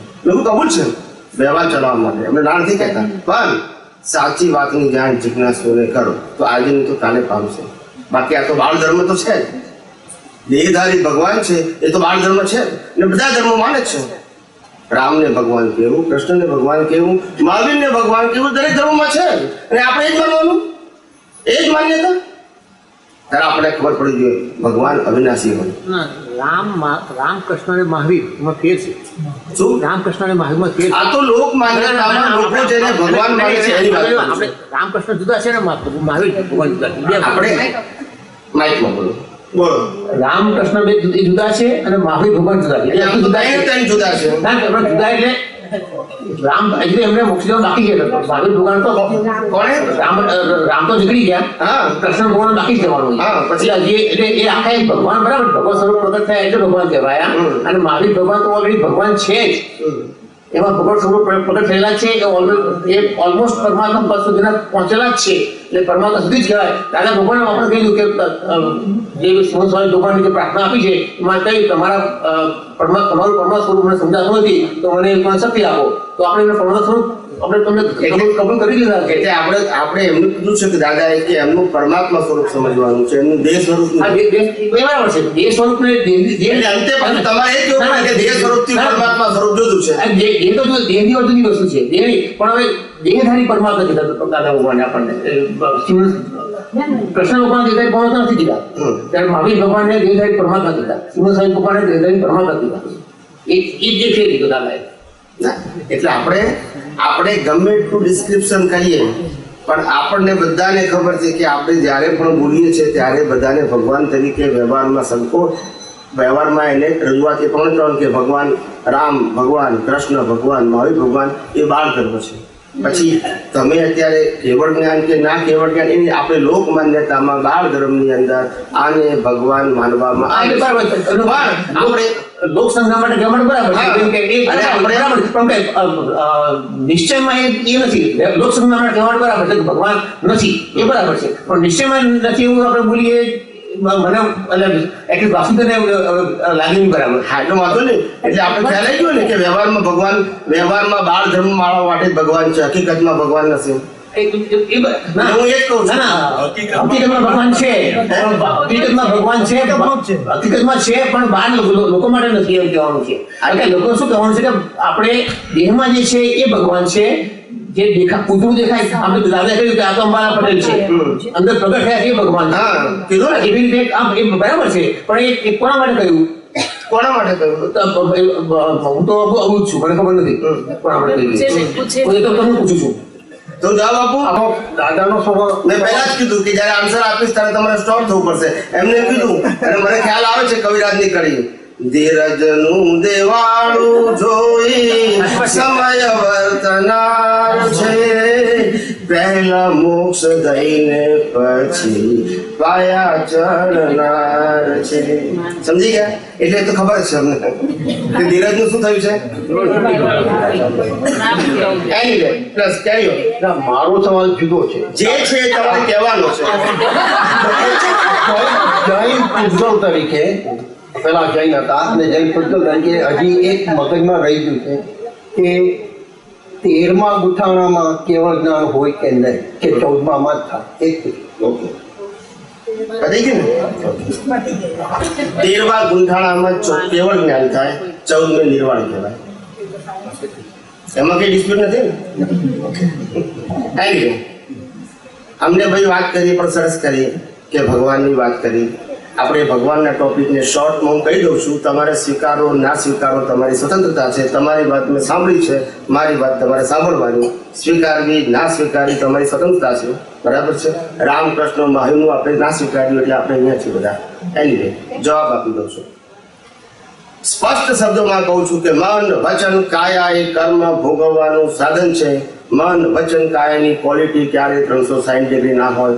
આત્માની ક્વોલિટી 360 ડિગ્રી છે, થતી નથી. અજ્ઞાનનો નાશ એ જ કેવળ જ્ઞાન. અને મન વચન કાયા ગમે તે કરતા હોય, ચોરી કરતા હોય, લૂંટફાટ કરતા હોય, યુદ્ધો કરતા હોય, લાખો રાણીઓ હોય, એને પણ કેવળ જ્ઞાન છે, એને મોક્ષ થયું છે. એટલે આની ક્વોલિટી ક્યારે, આની ક્વોલિટી સાથે આત્માને લેવા દેવા નથી. સમજી ગયા?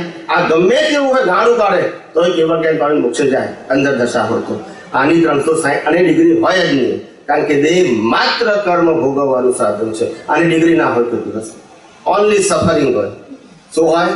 સફરિંગ હોય. એટલે આત્મા અને દેહ સદાય જુદા હતા, જુદા છે, જુદા રહેવાના છે.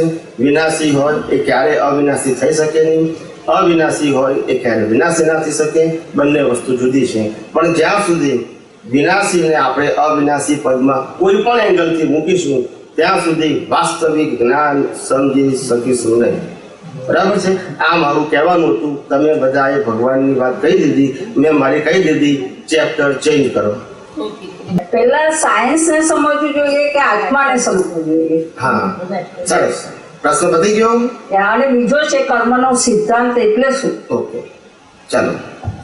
પહેલું વસ્તુ એ કે સાયન્સ સમજવું જોઈએ કે આત્માને સમજવું જોઈએ.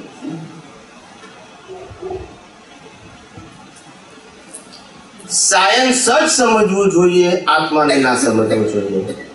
આત્મા અરૂપી છે, અસંગ છે. કેવો છે? અરૂપી છે, અસંગ છે. શબ્દ રૂપ રસ ગંધથી મુક્ત છે. એને તમે સમજનારું વિનાશી કે અવિનાશી? સમજનારો વિનાશી કે અવિનાશી? વિનાશી. વિનાશી અવિનાશીને સમજી શકે? ના સમજી શકે. માટે આત્મા એ નિશ્ચયની વસ્તુ છે. શું છે? અને વિજ્ઞાન એ સમજવાની વસ્તુ છે, અનુભવવાની વસ્તુ છે. જ્યાં સુધી આ મુક્તિનું વિજ્ઞાન, આ નેચરલ લો સમજાશે નહીં, ત્યાં સુધી વિતરાગ દ્રષ્ટિ પ્રગટ થશે નહીં. ત્યાં સુધી આપણે આ જગતની અંદર બંધાયેલા છે. અને જ્યારે અમારી વૈરાગ્યની ડેફિનેશન સાંભળશો એટલે ખબર પડશે. વૈરાગ્ય આધ્યાત્મ માર્ગમાં કોને કહેવાય? મુક્તિના માર્ગમાં વૈરાગ્ય કોને કહેવાય? જેની દ્રષ્ટિમાં આ જગતના સાધન, સંપત્તિ, સંબંધો અને સાધનોની વેલ્યુ 0 થઈ ગઈ, એનાથી ઉત્કૃષ્ટ વૈરાગ્ય કોઈ ના હોઈ શકે. પછી ભલે હજારો રાણીઓ હોય, રાજા મહેલ સંપત્તિ સાધનો હોય છતાં એની મુક્તિ અટકતી નથી. એટલે વૈરાગ્ય એ ત્યાગ નથી, વૈરાગ્ય એ દ્રષ્ટિ છે. જે દ્રષ્ટિમાં વેલ્યુ 0 થઈ જાય, સાધન સંપત્તિ સંબંધોને સત્તાની, એનાથી ઉત્કૃષ્ટ વૈરાગ્ય કોઈ ના હોઈ શકે. સમજાય છે? એટલે વિજ્ઞાનની જરૂર છે અને આત્મામાં નિશ્ચયની જરૂર છે. શું જરૂર છે? હું કોણ છું એ નિશ્ચયની વાત છે, એમાં ઊંડા ઉતરી શકો એમ નથી. પણ આ જગતમાં બંધાયા છે, છૂટવાનું ક્યાંથી છે? કેમ બંધાયા છે? રોંગ બિલીફથી. તો ફ્રેક્ચર કોણ કરવાનું છે? કે આત્માનું? ફસાયા ક્યાં છે? નીકળવાનું ક્યાંથી છે? આત્મામાં ફસાયા છે. સમજાય છે? આ સાયન્સ એના માટે છે, આ જગતને જેમ છે તેમ સૈદ્ધાંતિક સમજવા માટે. અને બધા જ વિતરાગો પાસે સાયન્સ હતો, થિયરી નથી. માટે કરોમી કરોસી કરોતી એ એમના સિદ્ધાંતમાં ના હોય. વિતરાગોના ડિક્શનરીમાં હું કરું છું, તે કરે છે, તેઓ કરે છે એ ના હોય. કોઈ પણ લેવલે ના હોય. શું ના હોય? સમજાય છે? કે તો શું હોય? સાયન્સ હોય. પણ શું સાયન્સ એટલે શું? સાયન્સ એટલે શબ્દ છે? ના, યુનિવર્સલ ટ્રુથ, સાંપ્રદાયિક ટ્રુથ નહીં. શું કીધું? આપણી આ જન્મ થયો કેમ થયો? કયા કારણથી થયો? એ કારણ તો હશે કે નહીં? મારા જ કર્મનું ફળ. પણ એ કર્મનું ફળ મેં તો ગયા અવતારમાં કર્યું. આજે મને ફળ કયા આધારે આપ્યું? કોણે આપ્યું અને કેમ આપ્યું? એફએઝેડ આપ્યું કે રૂલ્સ એન્ડ રેગ્યુલેશન થી આપ્યું? બોલો. એ રૂલ્સ એન્ડ રેગ્યુલેશન કોના? એ કાનૂન બધા માટે સરખો કે જુદો જુદો?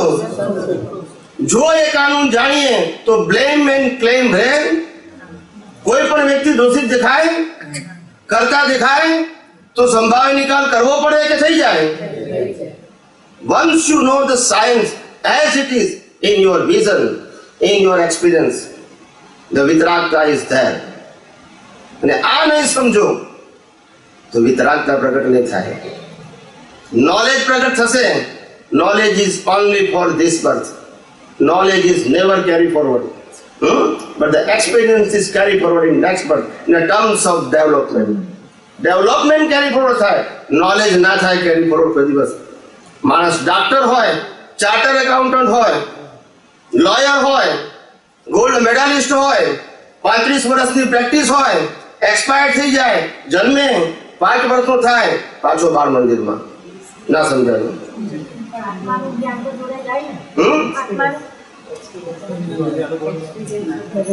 સાંભળો, એટલે નોલેજ અને એક્સપિરિયન્સ ખ્યાલ આવે છે ને? શું કહું છું? Knowledge never carry forward, experience carry forward થાય. એમને પૂછ્યું કે આત્માનું જ્ઞાન તો સાથે આવે ને? અનુભવ સાથે આવે, નોલેજ ના આવે. નોલેજ બધા માટે સરખું લાગુ પડે, ગમે તે હોય, પણ નોલેજ ના આવે, એક્સપિરિયન્સ આવશે. 1% પણ અનુભવ હશે ને તો એને ડેવલપમેન્ટ કહેવાય. શું કહેવાય? એટલે નાની ઉંમરથી 10 વર્ષ છોકરો હોય, 8 વર્ષ છોકરો હોય, એને તરત સમજાઈ જાય કે આ શું કહેવા માંગે છે. કેમ? આજનું ડેવલપમેન્ટ છે, આજનું જ્ઞાન છે, લઈને આવ્યો છે. અમે 8 વર્ષની ઉંમરે નક્કી કર્યું કે તમારી ઈચ્છા લેવી છે, તો વૈરાગ્ય આ અવતારનો છે? ગયા અવતાર લઈને આવ્યા. 12 વર્ષની ઉંમરે પહેલી વખત આત્મસિદ્ધિ વાંચી શ્રીમદ રાજચંદ્રની. એ પેલા 11 વર્ષે જૈનોના આગમ વાંચ્યા. 15 વર્ષે તો બધું વાંચી નાખ્યા, તમામ ધર્મોના શાસ્ત્રો વાંચી નાખ્યા. જૈન, વેદાંત, ગીતા, કુરાન, બાઇબલ, જેટલા પણ ધર્મોના પુસ્તકો લાઇબ્રેરીમાં અવેલેબલ હતા એ બધા 15 વર્ષની ઉંમરે વાંચી નાખ્યા. બિફોર વી મેટ દાદા ભગવાન. સમજાય છે? અને જ્યારે દાદા ભગવાન સાથે મળ્યો એટ ધ એજ ઓફ 17, એ પહેલા હું જૈન ધર્મમાં વીર સૈનિક હતો. એમાં આ ડ્રેસ હતો મારો, વ્હાઈટ, યલો નતો પણ વ્હાઈટ હતો, પણ લેગો જબરદસ્ત હતો. અને 17 વર્ષે દાદા મળ્યા. અને 17 વર્ષે જરા દાદા મળ્યા, પહેલી વખત ગાંધીનગરમાં મળ્યા, પથિક આશ્રમમાં. અમારા એક મહાત્મા મંદિર રહીને ગયા હતા. એ પહેલા મને 6 મહિના પહેલા પુસ્તક આપ્યું હતું, આપતાવાણી નંબર 1. અને એ પુસ્તક મેં એકી બેઠકે વાંચ્યું હતું, રાતના 9 થી સવારે 4 વાગ્યા સુધી. ને પહેલા નંબરની આપતાવાળી જ્યારે મેં વાંચી, બિફોર વી મેટ દાદા ભગવાન, મને એવું કંઈ પણ લાગ્યું નહીં કે આમાં કશું નવું છે. ફક્ત 2 શબ્દ મને મળ્યા, ઓનલી 2 વર્ડ્સ ઓનલી, કે આધ્યાત્મ માર્ગ એ વિજ્ઞાન છે. શું છે? It is science, it is not theory, it is not connected with the speech, action and thought. અને બીજું વાક્ય, બીજો શબ્દ મને મળ્યો કે જ્ઞાની પુરુષે કીધું વ્યવસ્થિત શક્તિ. શું કીધું? એ વ્યવસ્થિત શક્તિ નું જ્ઞાન એમના થકી જે મેં જાણ્યું ત્યારે ખ્યાલ આવ્યો આપણે લોકો કર્મના સિદ્ધાંતોને જાણતા હતા, પણ વ્યવસ્થિત શક્તિ ઇઝ બિયોન્ડ. કારણ કે સૂર્ય, ચંદ્ર, તારા, ગ્રહો, નક્ષત્રો, ફરતી ઓર, તેજી, મંદી, આ 14 રાજલોકનું મેનેજમેન્ટ કોણ કરે છે? વ્યવસ્થિત. જેને દાદા ભગવાને નામ આપ્યું સાયન્ટિફિક સર્કમસ્ટાન્સિસ એવિડન્સ, જેને હું કહું છું નેચરલ લો. શું કહું છું?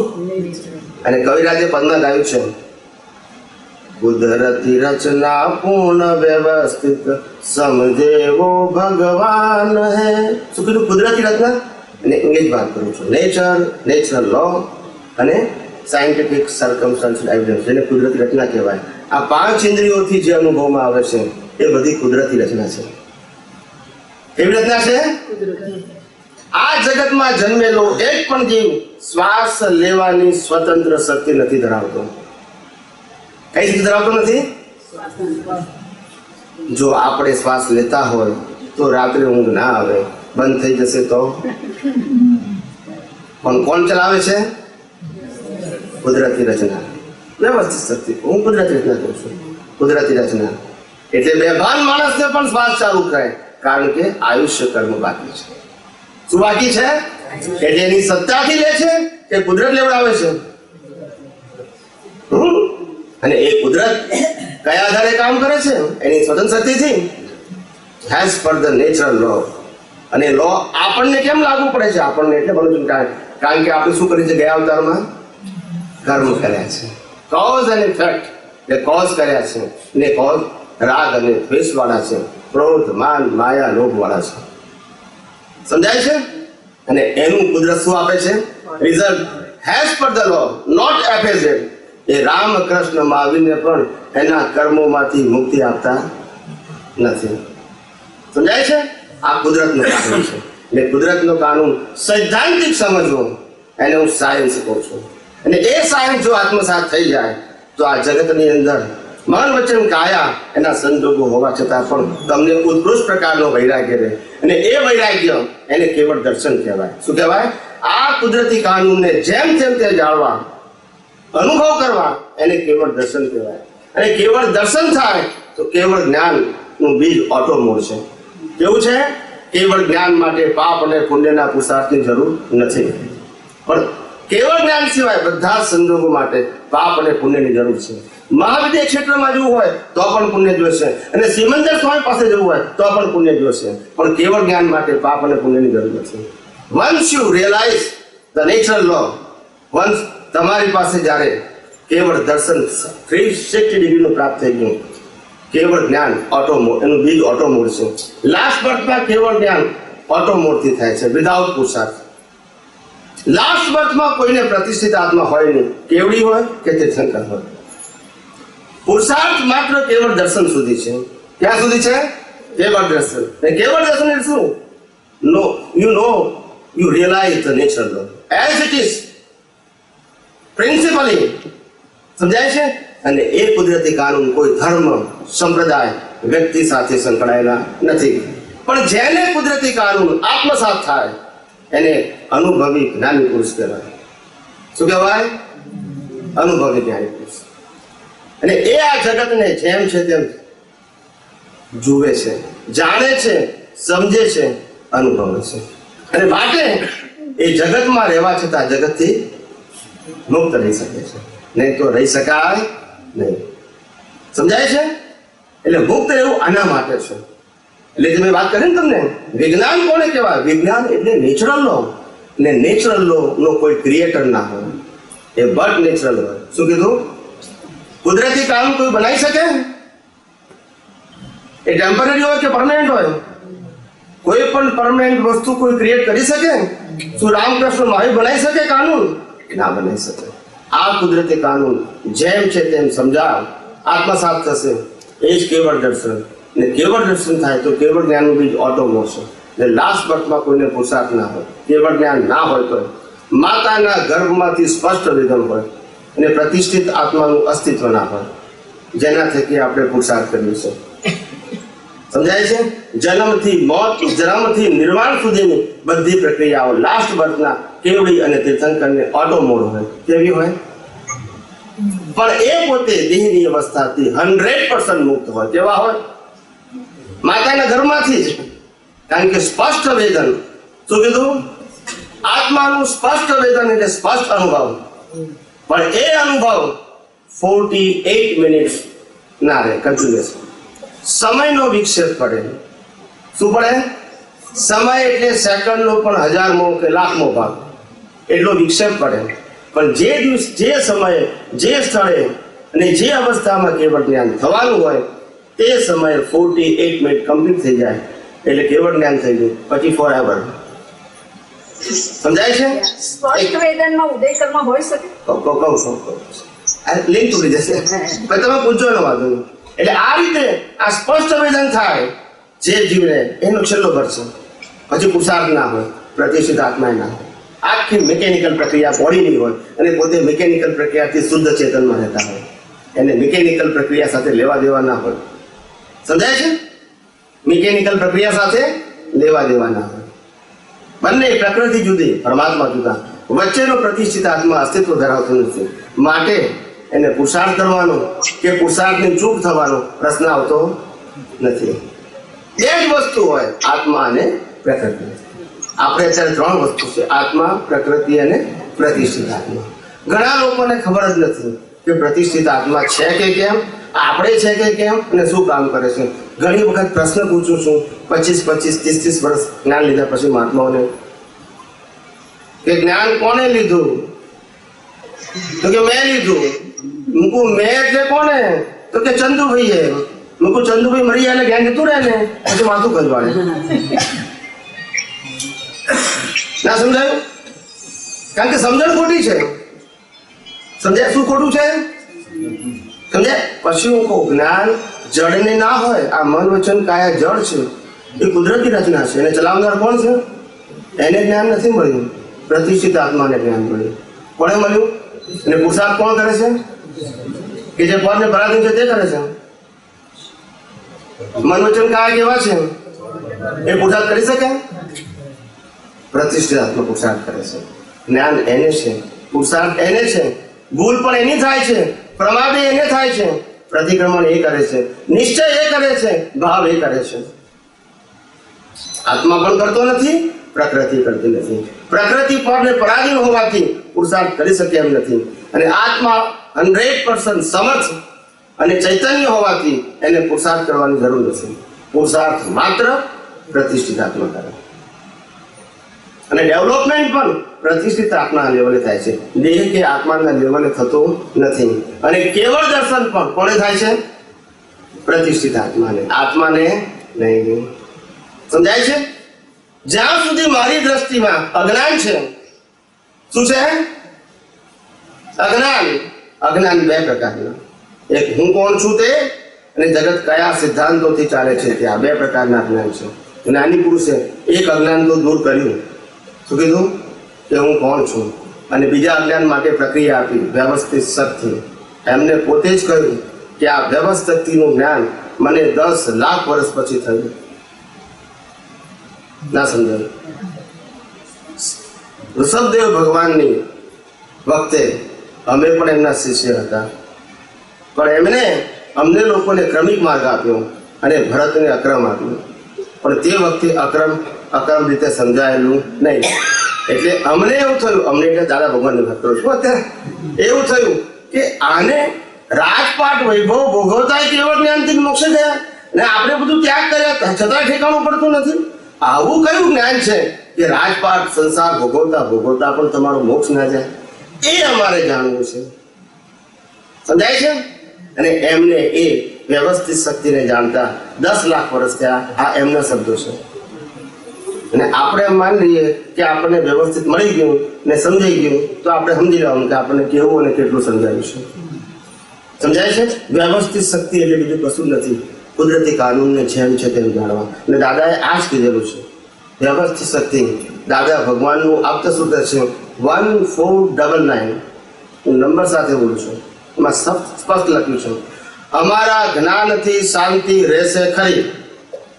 પણ આ વિજ્ઞાન જેમ છે તેમ સમજવું પડશે, ચોગર દમથી સમજવું પડશે.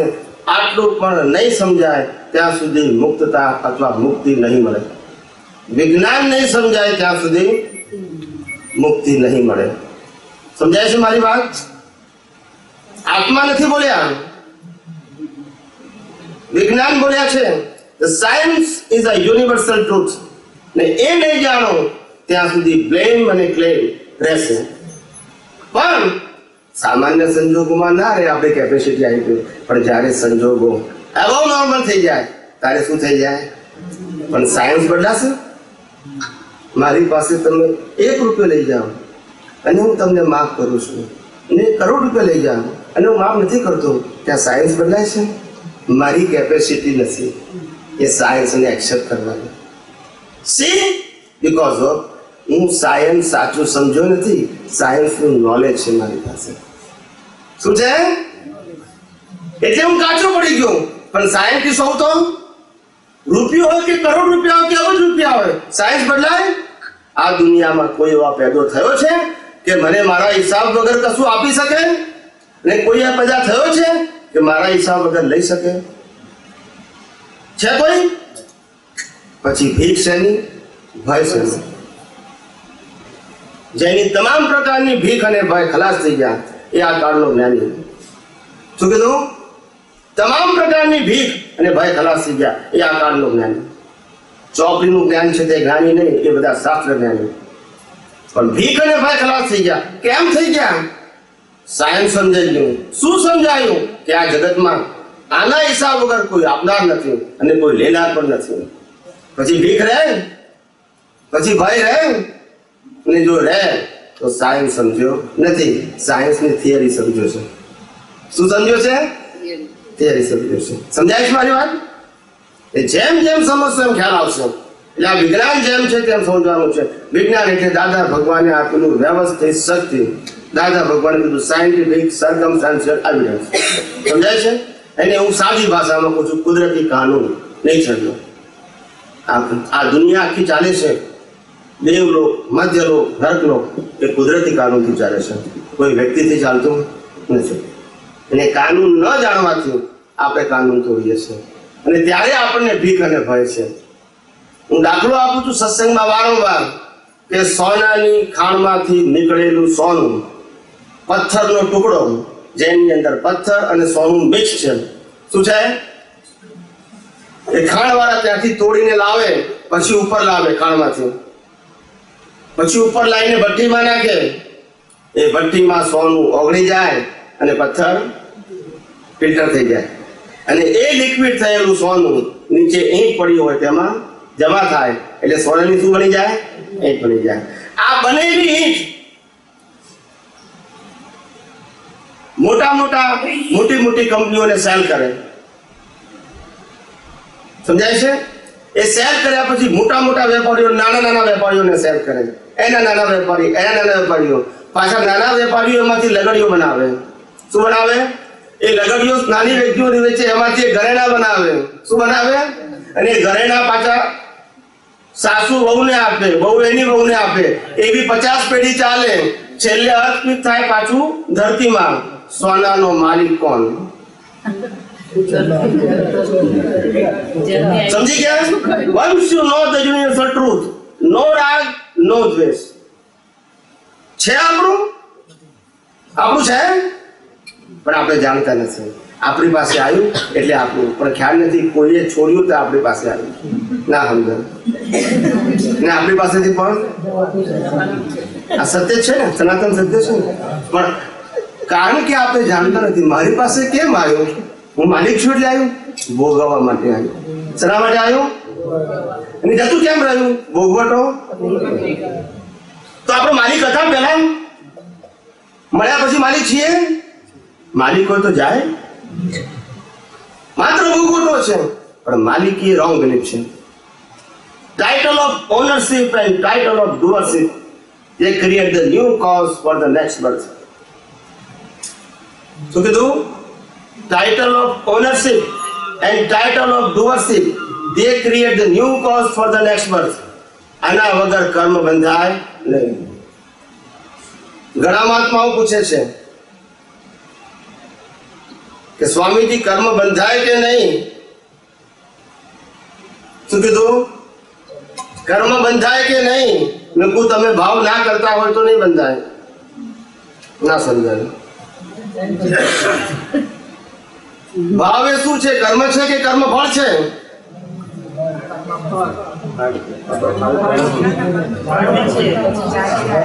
ભાવ એ શું છે? કર્મ છે કે કર્મ ફળ? હે? સમજાય છે કે નહીં? જૈન ધર્મમાં કહેવાય છે ભાવે ભાવના ભાવીએ, ભાવે દીજે દાન, ભાવે ધર્મ આરાધીએ. ભાવે તો ભાવ ક્રિયા છે કે પુરુષાર્થ છે? પરિણામ છે કે પુરુષાર્થ છે? પુરુષાર્થ. જેવો ભાવ તેવો, જેવી ક્રિયા તેવો ભાવ. સમજાય છે બધાને? બધાને સમજાય છે?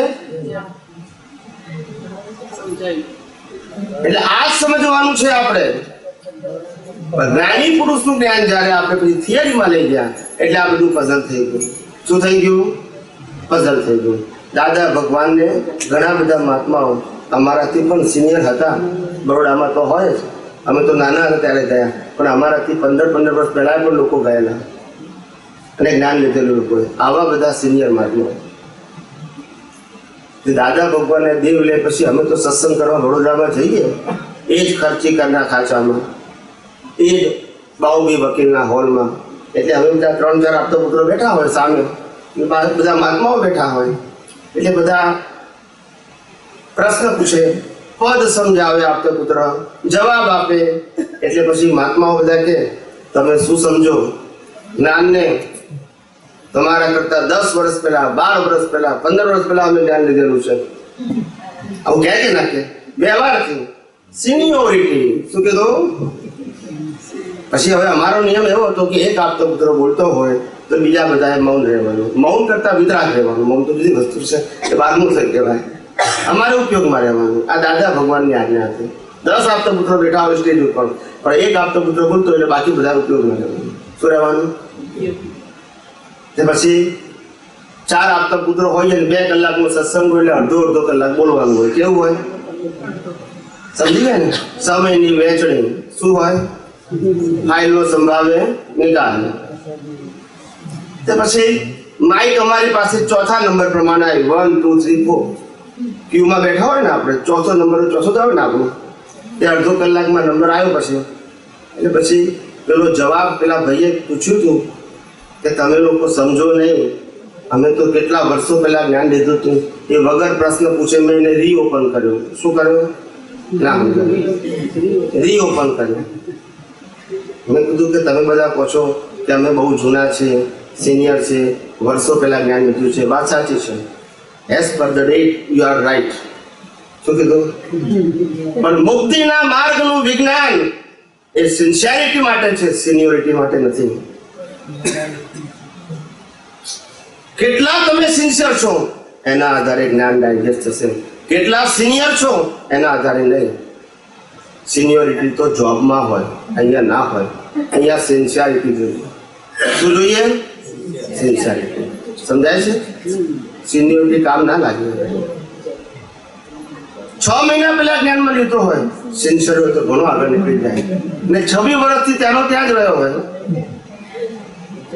સિનિયોરિટી કામ નહીં લાગે ભાઈ. સમજાય છે મારી વાત? એટલે આ મુક્તિનું વિજ્ઞાન સમજવું હોય તો આ સિદ્ધાંત જેમ છે તેમ સમજો અને એ આત્મસાત કરવાના છે. શું થયું? કઈ કહેવાનું? તમને ગાવાનો મોકો આપીશું. પ્રકૃતિમાં હોય ને એ ગાય છે, સમજાય તો સમજી લેજો. આ વાત કહું છું શાનમાં. ફૂટી બધા મન ઉપજે કોઈ વિષય મૂળ વિજ્ઞાનના. છે લોકને પરિચય અનાદિથી જ અંધારું પસંદ. શું કે છે લોકને પરિચય અનાદિથી જ અંધારું પસંદ. દીવો જુએ અંધકારને ત્યાં આડું દેખે મન પ્રપંચ. માણસને પ્રકાશ સાચો આવે ને એ નથી ગમતો, અંધારું જ ગમે છે. કારણ કે તો જ પોતાનું વ્યવહાર જીવન ચાલે. અજવાળામાં તો ચાલી શકે. અજવાળું એને જરૂર છે જેને મોક્ષના માર્ગે જરૂર છે. અંધારું એને જરૂર છે જેમાં સંસારમાં ભટકવું છે. જેમ છે તેમ ખુલ્લું થવું એ જ્વાળું, અને ઢાંક ઢાંક કરવું એ બધું અંધારું. મેં પહેલા જ કીધું, ઢાંકશો એ પાસે રહેશે, ખુલ્લું કરશો એ કુદરત પાસે રહેશે. કીધેલું ને? સમજાવી બેન કે ના સમજાવી? હજુ કન્ફ્યુઝન હોય તો પૂછી લેજો. મારે પેલું સ્પષ્ટ વેદનમાં ઉદય કર્મ હોય શકે? માઇકમાં બોલો બેન. સ્પષ્ટ વેદનમાં ઉદય કર્મ હોઈ શકે? એ કહી દો, કહી દો. અને બીજું કર્મનો સિદ્ધાંત સમજવું. એ તો સમજાવે બધું. પછી દાખલો આપો, દાખલો આપો. પણ પેલા તમને તમારો જે બીજો ક્વેશ્ચન સમજાવી દો કે ભાઈ સ્પષ્ટ વેદનમાં ઉદય કર્મ હોય. ઉદય કર્મ નિર્વાણ સુધી હોય. ક્યાં સુધી હોય? કેવળ જ્ઞાન પછી હોય. આપણે આગળ વાત કરી નાખી ને. કેવળ જ્ઞાન થયા પછી હોય, નિર્વાણ સુધી હોય. નિર્વાણ એટલે કે છેલ્લું કર્મ ખતમ થવું એને નિર્વાણ કહેવાય. ત્યાંથી પછી ક્યાં જાય? જીવ મોક્ષ જાય. એટલે ત્યાં સુધી કર્મ જ પતે. પણ સ્પષ્ટ વેદનમાં તો એમને દેખાય ને, તો એ કર્મને ખપાઈ ના શકે. સ્પષ્ટ વેદનમાં દેખાય એટલે કર્મને કપાઈ ના શકે. કર્મની સત્તા કોની પાસે છે? કર્મ ફળ આપવાની સત્તા કોની પાસે છે? વ્યવસ્થિત શક્તિ. એ મારે લઈ લેવાની. રામકૃષ્ણ મહાવીર એમનું જીવન બદલી શક્યા હતા, કારણ કે એ કાચા હતા એટલે. આપણે પાકા છે એટલે બદલી. સમજાય છે? એટલે કુદરતી કાનૂન એ મનોવચન કાયમ લાગુ પડે છે, એ આત્માને લાગુ પડતું નથી. આત્મા સંપૂર્ણ મુક્ત છે. અજ્ઞાન અવસ્થામાં પણ મુક્ત છે, જ્ઞાન અવસ્થામાં પણ મુક્ત છે, અને કેવળ જ્ઞાન અવસ્થામાં પણ મુક્ત છે. સમજાય છે ને? આત્માને કોઈ લેવા દેવા નથી. આત્માને કોઈ લેવા દેવા નથી. જે લેવા દેવા છે એ શરીરને નથી. જે લેવા દેવા છે એ પ્રતિષ્ઠિત આત્માને છે. તેને લેવા દેવા છે? અજ્ઞાન પણ એની પાસે છે અને પુરુષાર્થ પણ એની પાસે છે. આની પાસે અજ્ઞાન નથી, આ જળ છે. એટલે અજ્ઞાન એ મન વચન કાયામાં પણ નથી, અને અજ્ઞાન એ આત્મામાં પણ નથી. અજ્ઞાન માત્ર પ્રતિષ્ઠિત આત્મામાં છે. મન વચન કાયા તો કર્મ ભોગવાનું સાધન છે, એમાં જ્ઞાન પણ નથી અને અજ્ઞાન પણ નથી. સમજાય છે? જે વસ્તુ ફરજિયાત હોય એની અંદર મિકેનિકલ પ્રોસેસ હોય. કઈ હોય? From birth to death our mind, speech and action, whatever we are suffering in our life is pre-decided. As per our previous birth cause, we got it the result today. From birth to death. મન વચન કાયા જન્મથી મોત સુધી જે કંઈ પણ ભોગવે છે એ કર્મ ફળ છે. એમાં પુરુષાર્થનો અંશ નથી. શું નથી? અને એ મન વચન કાયાનું કંટ્રોલર, મેનેજ કરનાર એ કુદરત છે, હું કે તમે નથી. સમજાય છે? એટલે એ લેવલે પુરુષાર્થ હોય નહીં, અથવા એ લેવલે બદલવાની વાત હોઈ શકે નહીં. સિદ્ધાંતથી ના હોય, શ્રદ્ધાથી હોઈ શકે. શ્રદ્ધા કોઈને પણ રાખવાનો અધિકાર છે, કોઈ પણ પ્રકારનો. સમજાય છે? પણ સિદ્ધાંત એપેઝેડ ના હોય. ત્રણેય કાળમાં એક હોય. શું હોય? ત્રણેય કાળમાં એક હોય, જુદો જુદો ના હોય. રામ વખતે જે સિદ્ધાંત હતો નેચરલ લો, એ જ કૃષ્ણ વખતે, એ જ મહાવીર વખતે, એને એ જ અત્યારે છે. અને એ જ કુદરતી કાનૂન નેચરલ લો આત્મસાત કરવાનો છે, જેના આધારે આ જગત આપણને જેમ છે તેમ સમજાય. અત્યારે કેવું સમજાય છે? બુદ્ધિએ કરીને. શું કીધું? આ મારી પત્ની છે એ રિલેટિવ સત્ય છે, આ શુદ્ધાત્મા છે એ રિયલ સત્ય છે. આપણને રિલેટિવ સત્ય તો આસાનીથી દેખાય છે, સનાતન સત્ય દેખાતું નથી. સમજણ છે, દ્રષ્ટિ પરિપક્વ નથી થઈ. શું કીધું? રસ્તે ઘરની બહાર નીકળ્યા, બે જણા અથડાયા, કાર બે અથડાઈ. આ નિર્દોષ, આ ગુનેગાર. શું કીધું? અજ્ઞાનનો ઉપયોગ, જ્ઞાનનો ઉપયોગ. ચાલો ઉપયોગ. જેનો ઉપયોગ કરશો એ પાકું થશે, જેનો ઉપયોગ નહીં કરો એ કાચું રહેશે. ના સમજાય? જ્ઞાન છે, ઉપયોગ અજ્ઞાનનો, પાકું શું થશે? પછી કે પણ 20 વર્ષ થઈ ગયા ને, વર્ષ પ્રમાણે પકે એમ ને, કે પુરુષાર્થી.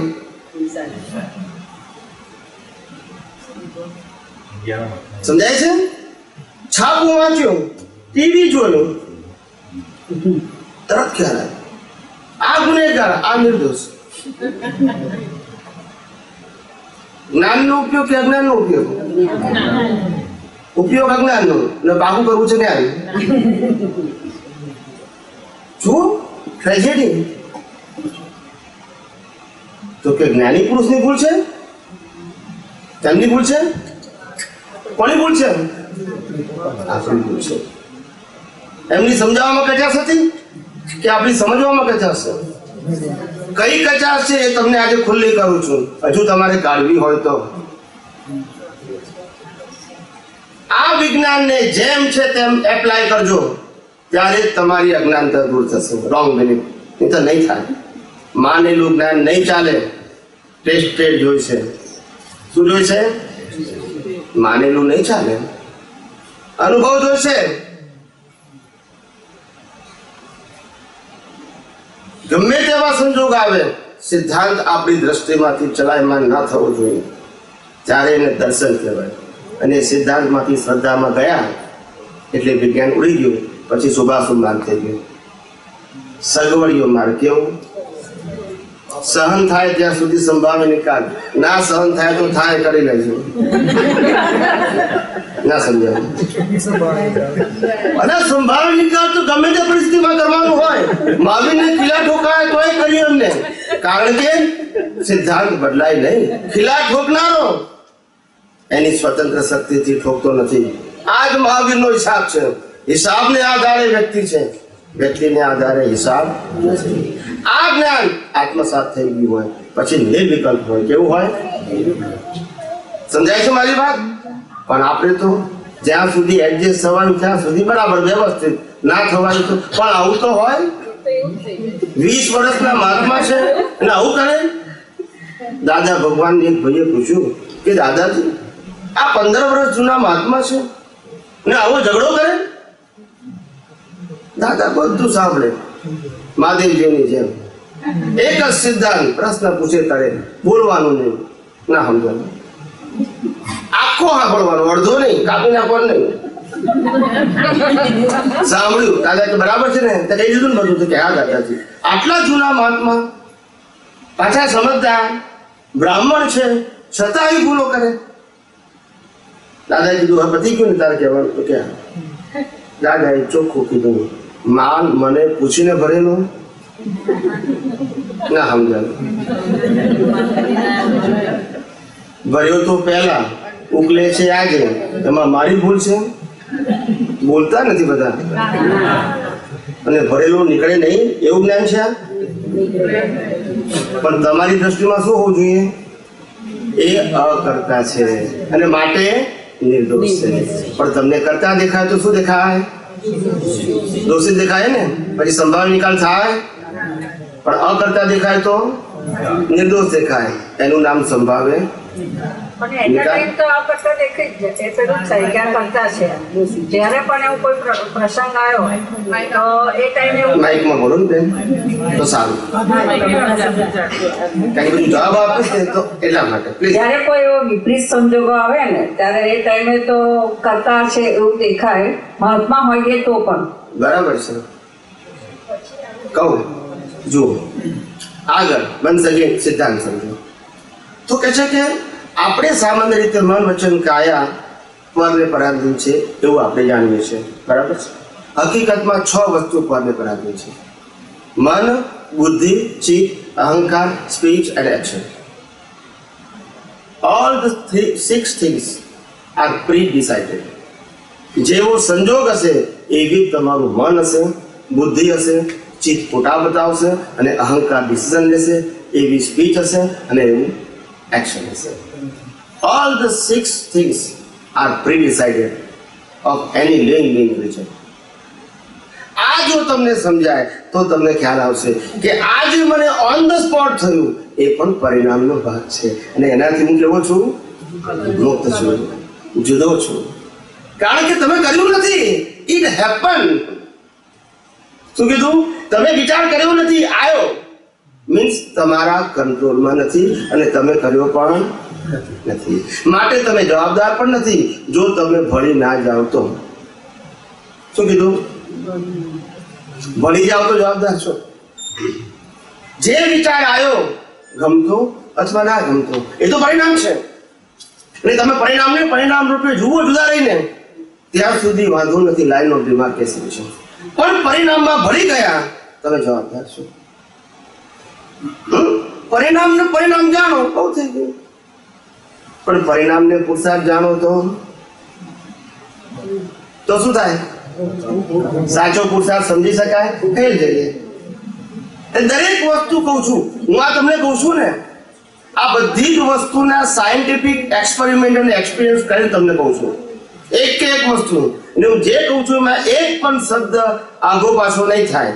આ જગતના કેટલા લોકોએ રામની વાત, કૃષ્ણની વાત, મહાવીરની વાત કે દાદા ભગવાનની વાત સ્વીકારી, એ મહત્વનું નથી, પણ એમનું દર્શન ક્યારેય ના ફરે. તમે એક્સેપ્ટ કરો કે ના પણ કરો, સમજાય છે? એમનું દર્શન તમારા સર્ટિફિકેટના આધારે નથી. ખ્યાલ આવે છે ને? માટે અડગ હોય દર્શનમાં. શેમાં અડગ હોય? ક્યારેય ચલામાન ના થાય, ભયંકરમાં ભયંકર ભૂલ કરે કોઈ પણ વ્યક્તિ જ્ઞાની પુરુષને ક્યારે કરતા દેખાય જ નહીં. સમજાય છે? અને દેખાય તો કાચું છે. પણ એ તો જ્ઞાની પુરુષ છે, અને આપણે જ્ઞાની થવાની પ્રક્રિયામાં છીએ. થવું છે કે નહીં? કે આપણે ભેદ જ રાખવો છે? શુદ્ધાત્મા પ્રત્યે પ્રાર્થનામાં છેલ્લી 3 લીટીને રિપીટ કરો. કરતા ના દેખાય. એક મિનિટ. શુદ્ધાત્મા પ્રત્યે પ્રાર્થનાની છેલ્લી 3 લાઈન રિપીટ કરો. માઇકમાં બોલો ને, ગમે તે કે માઇકમાં બોલો.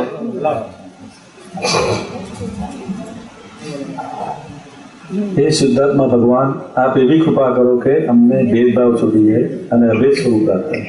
અમે તમારામાં અભેદ સ્વરૂપે આધ્યાત્મ માર્ગની શરૂઆત ભેદ વિજ્ઞાનથી છે, એનો એન્ડ અભેદથી છે.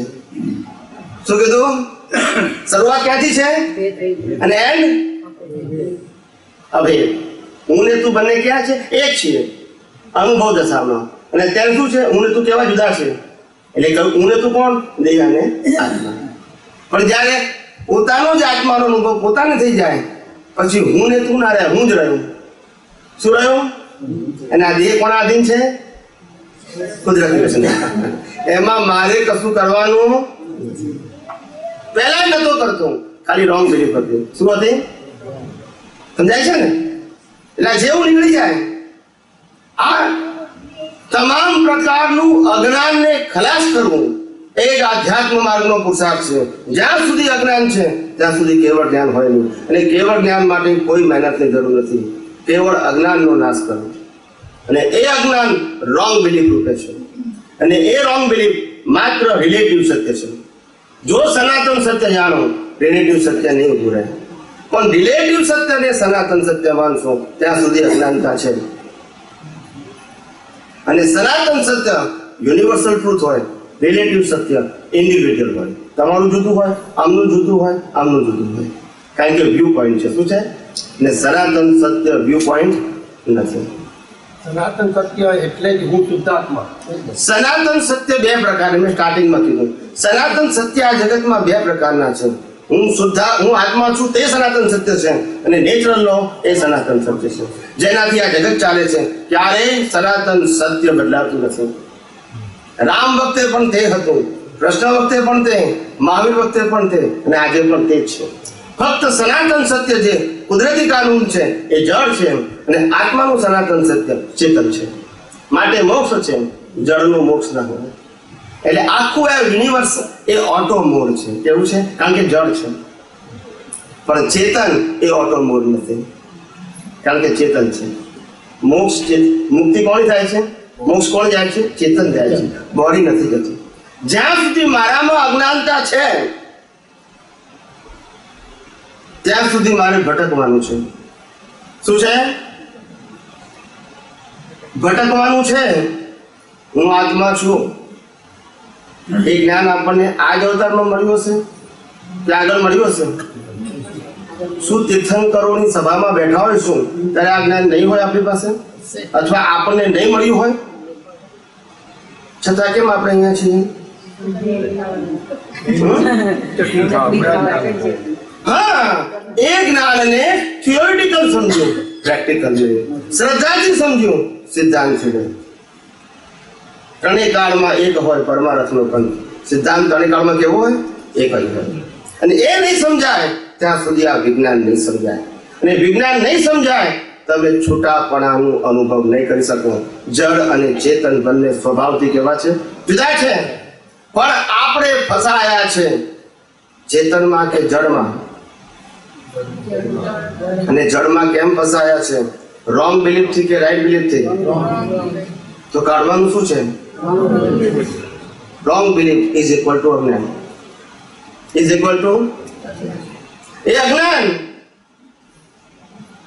કેવી રીતે પ્રાપ્ત થયું? જ્યારથી સેન્સીસ પ્રાપ્ત થયું ત્યારથી અજ્ઞાનની વૃદ્ધિ થઈ. એક ઇન્દ્રિય, બે ઇન્દ્રિય, ત્રણ ઇન્દ્રિય, ચાર ઇન્દ્રિય અને પાંચ ઇન્દ્રિય. આ પાંચે પાંચને જ્ઞાનેન્દ્રિય કહેવાય. શું કહેવાય? જેનાથી જ્ઞાન પ્રાપ્ત થાય. પણ એ જ્ઞાન કયું પ્રાપ્ત થયું? આત્માનું કે વ્યવહારનું? એટલે અજ્ઞાનની વૃદ્ધિ થઈ અથવા તો વ્યવહાર જ્ઞાનની વૃદ્ધિ થઈ. મનુષ્યમાં આવ્યા પછી બુદ્ધિ પ્રાપ્ત થઈ. શું પ્રાપ્ત થયું? અને બુદ્ધિ પ્રાપ્ત થઈ ત્યારે પણ પાંચ ઇન્દ્રિયો છે. તો બુદ્ધિએ નવું શું કર્યું? Title of ownership and title of કૂતરું હોય ને, કૂતરું એને 25 રોટલા નાખો એ શું કરે? હે? એક બે ખાઈ જાય. અને પછી મનુષ્યને 25 રોટલા આપો તો શું કરે? એક બે ખાઈને બાકીના ઘેર લઈ જાય. Title of ownership and title of પેલાને ઓનરશિપ નથી. મને ખાવા મળ્યું, હવે કોણ ખાશે? એ મારો સબ્જેક્ટ. આહાર, ભય, મૈથુન, નિંદ્રા આ 4 પ્રકારની સંજ્ઞા મનુષ્ય સિવાયના જીવોને હોય. અને મનુષ્યને સંજ્ઞા પ્લસ બુદ્ધિ હોય. અને બુદ્ધિ એટલે ટાઇટલ ઓફ ઓનરશિપ અને ટાઇટલ ઓફ ડુઅરશિપ. આ જ્યાં સુધી છે. એક ભાઈએ બહુ સરસ પ્રશ્ન પૂછ્યો કે મનુષ્યનો સંસારની શરૂઆત કેવી રીતે થઈ? બહુ જ સિમ્પલ ભાષામાં સમજાવો. કઈ ભાષામાં? મનુષ્યની અંદર સંસારની શરૂઆત કઈ રીતે થઈ? બિલકુલ સિમ્પલ લેંગ્વેજમાં સમજાવો. મેં સ્પષ્ટ કીધું. ગંગા નીકળે છે ક્યાંથી? હિમાલયમાંથી. એનું ઉદ્ગમ સ્થાન કયું છે? ગંગોત્રી. ગંગોત્રીમાંથી ગંગા નીકળી અને જમીન ઉપર આવે છે. અને પછી 1700 કિલોમીટરનું ડ્રાઈવ કરે છે વિધાઉટ ડિરેક્શન. અને 1700 કિલોમીટર પછી એ ક્યાં મળી જાય છે? સમંદરમાં. એનું અસ્તિત્વ ખલાસ થઈ જાય છે. આ 1700 કિલોમીટરનું જે નદીનું પટ છે, પાથ છે, એની અંદર રહેલું પાણી એનો માલિક કોણ? નેચર. અને મેં ડોલમાં ભર્યું તો સમજી ગયા? સમજી ગયા? સંસાર કઈ રીતે શરૂ થયો? સમજી ગયા? Title of ownership and title of હું કરું એ જ સગટનો ભાર જેમ સૃષ્ટિ મંડાણી સર્વ એની કરે યોગી યોગેશ્વરા. સમજાય છે? એટલે આ સમજવું પડશે. વિજ્ઞાન સમજાયા વગર મુક્તિ શક્ય જ નથી. લાભ ક્રિયા કરશો, લાભ ત્યાગ માટે અપનાવશો. જ્ઞાની પુરુષ દાદા ભગવાને કહ્યું કે લાખ વખત ઓઘા લેશો તોય મુક્તિ નહીં મળે. આગળમાં લખેલું છે. અજ્ઞાન જવું જોઈએ. આ તો ત્યાગ છે. ત્યાગથી પુણ્ય બંધાય, મુક્તિ ના મળે. ત્યાગથી પુણ્ય બંધાય પણ મુક્તિ અજ્ઞાન નાશ થવો જોઈએ. શું નાશ થવું જોઈએ? અને અજ્ઞાન એ રોંગ બિલીફ છે. આ શરીર એ મારું છે, આ શરીરને ચલાવનારો હું છું. આ બે ભ્રાંતિ છે. નથી હું શરીર કે નથી શરીરને ચલાવનારો. એમ સામેવાળી કોઈ પણ વ્યક્તિ હોય એનું શરીર એનો માલિક નથી અને ચલાવનારો પણ નથી. આવી જો દ્રષ્ટિ મને ફિટ થઈ જાય તો સંભાવને નિકાલ કરવો પડે કે થઈ જાય?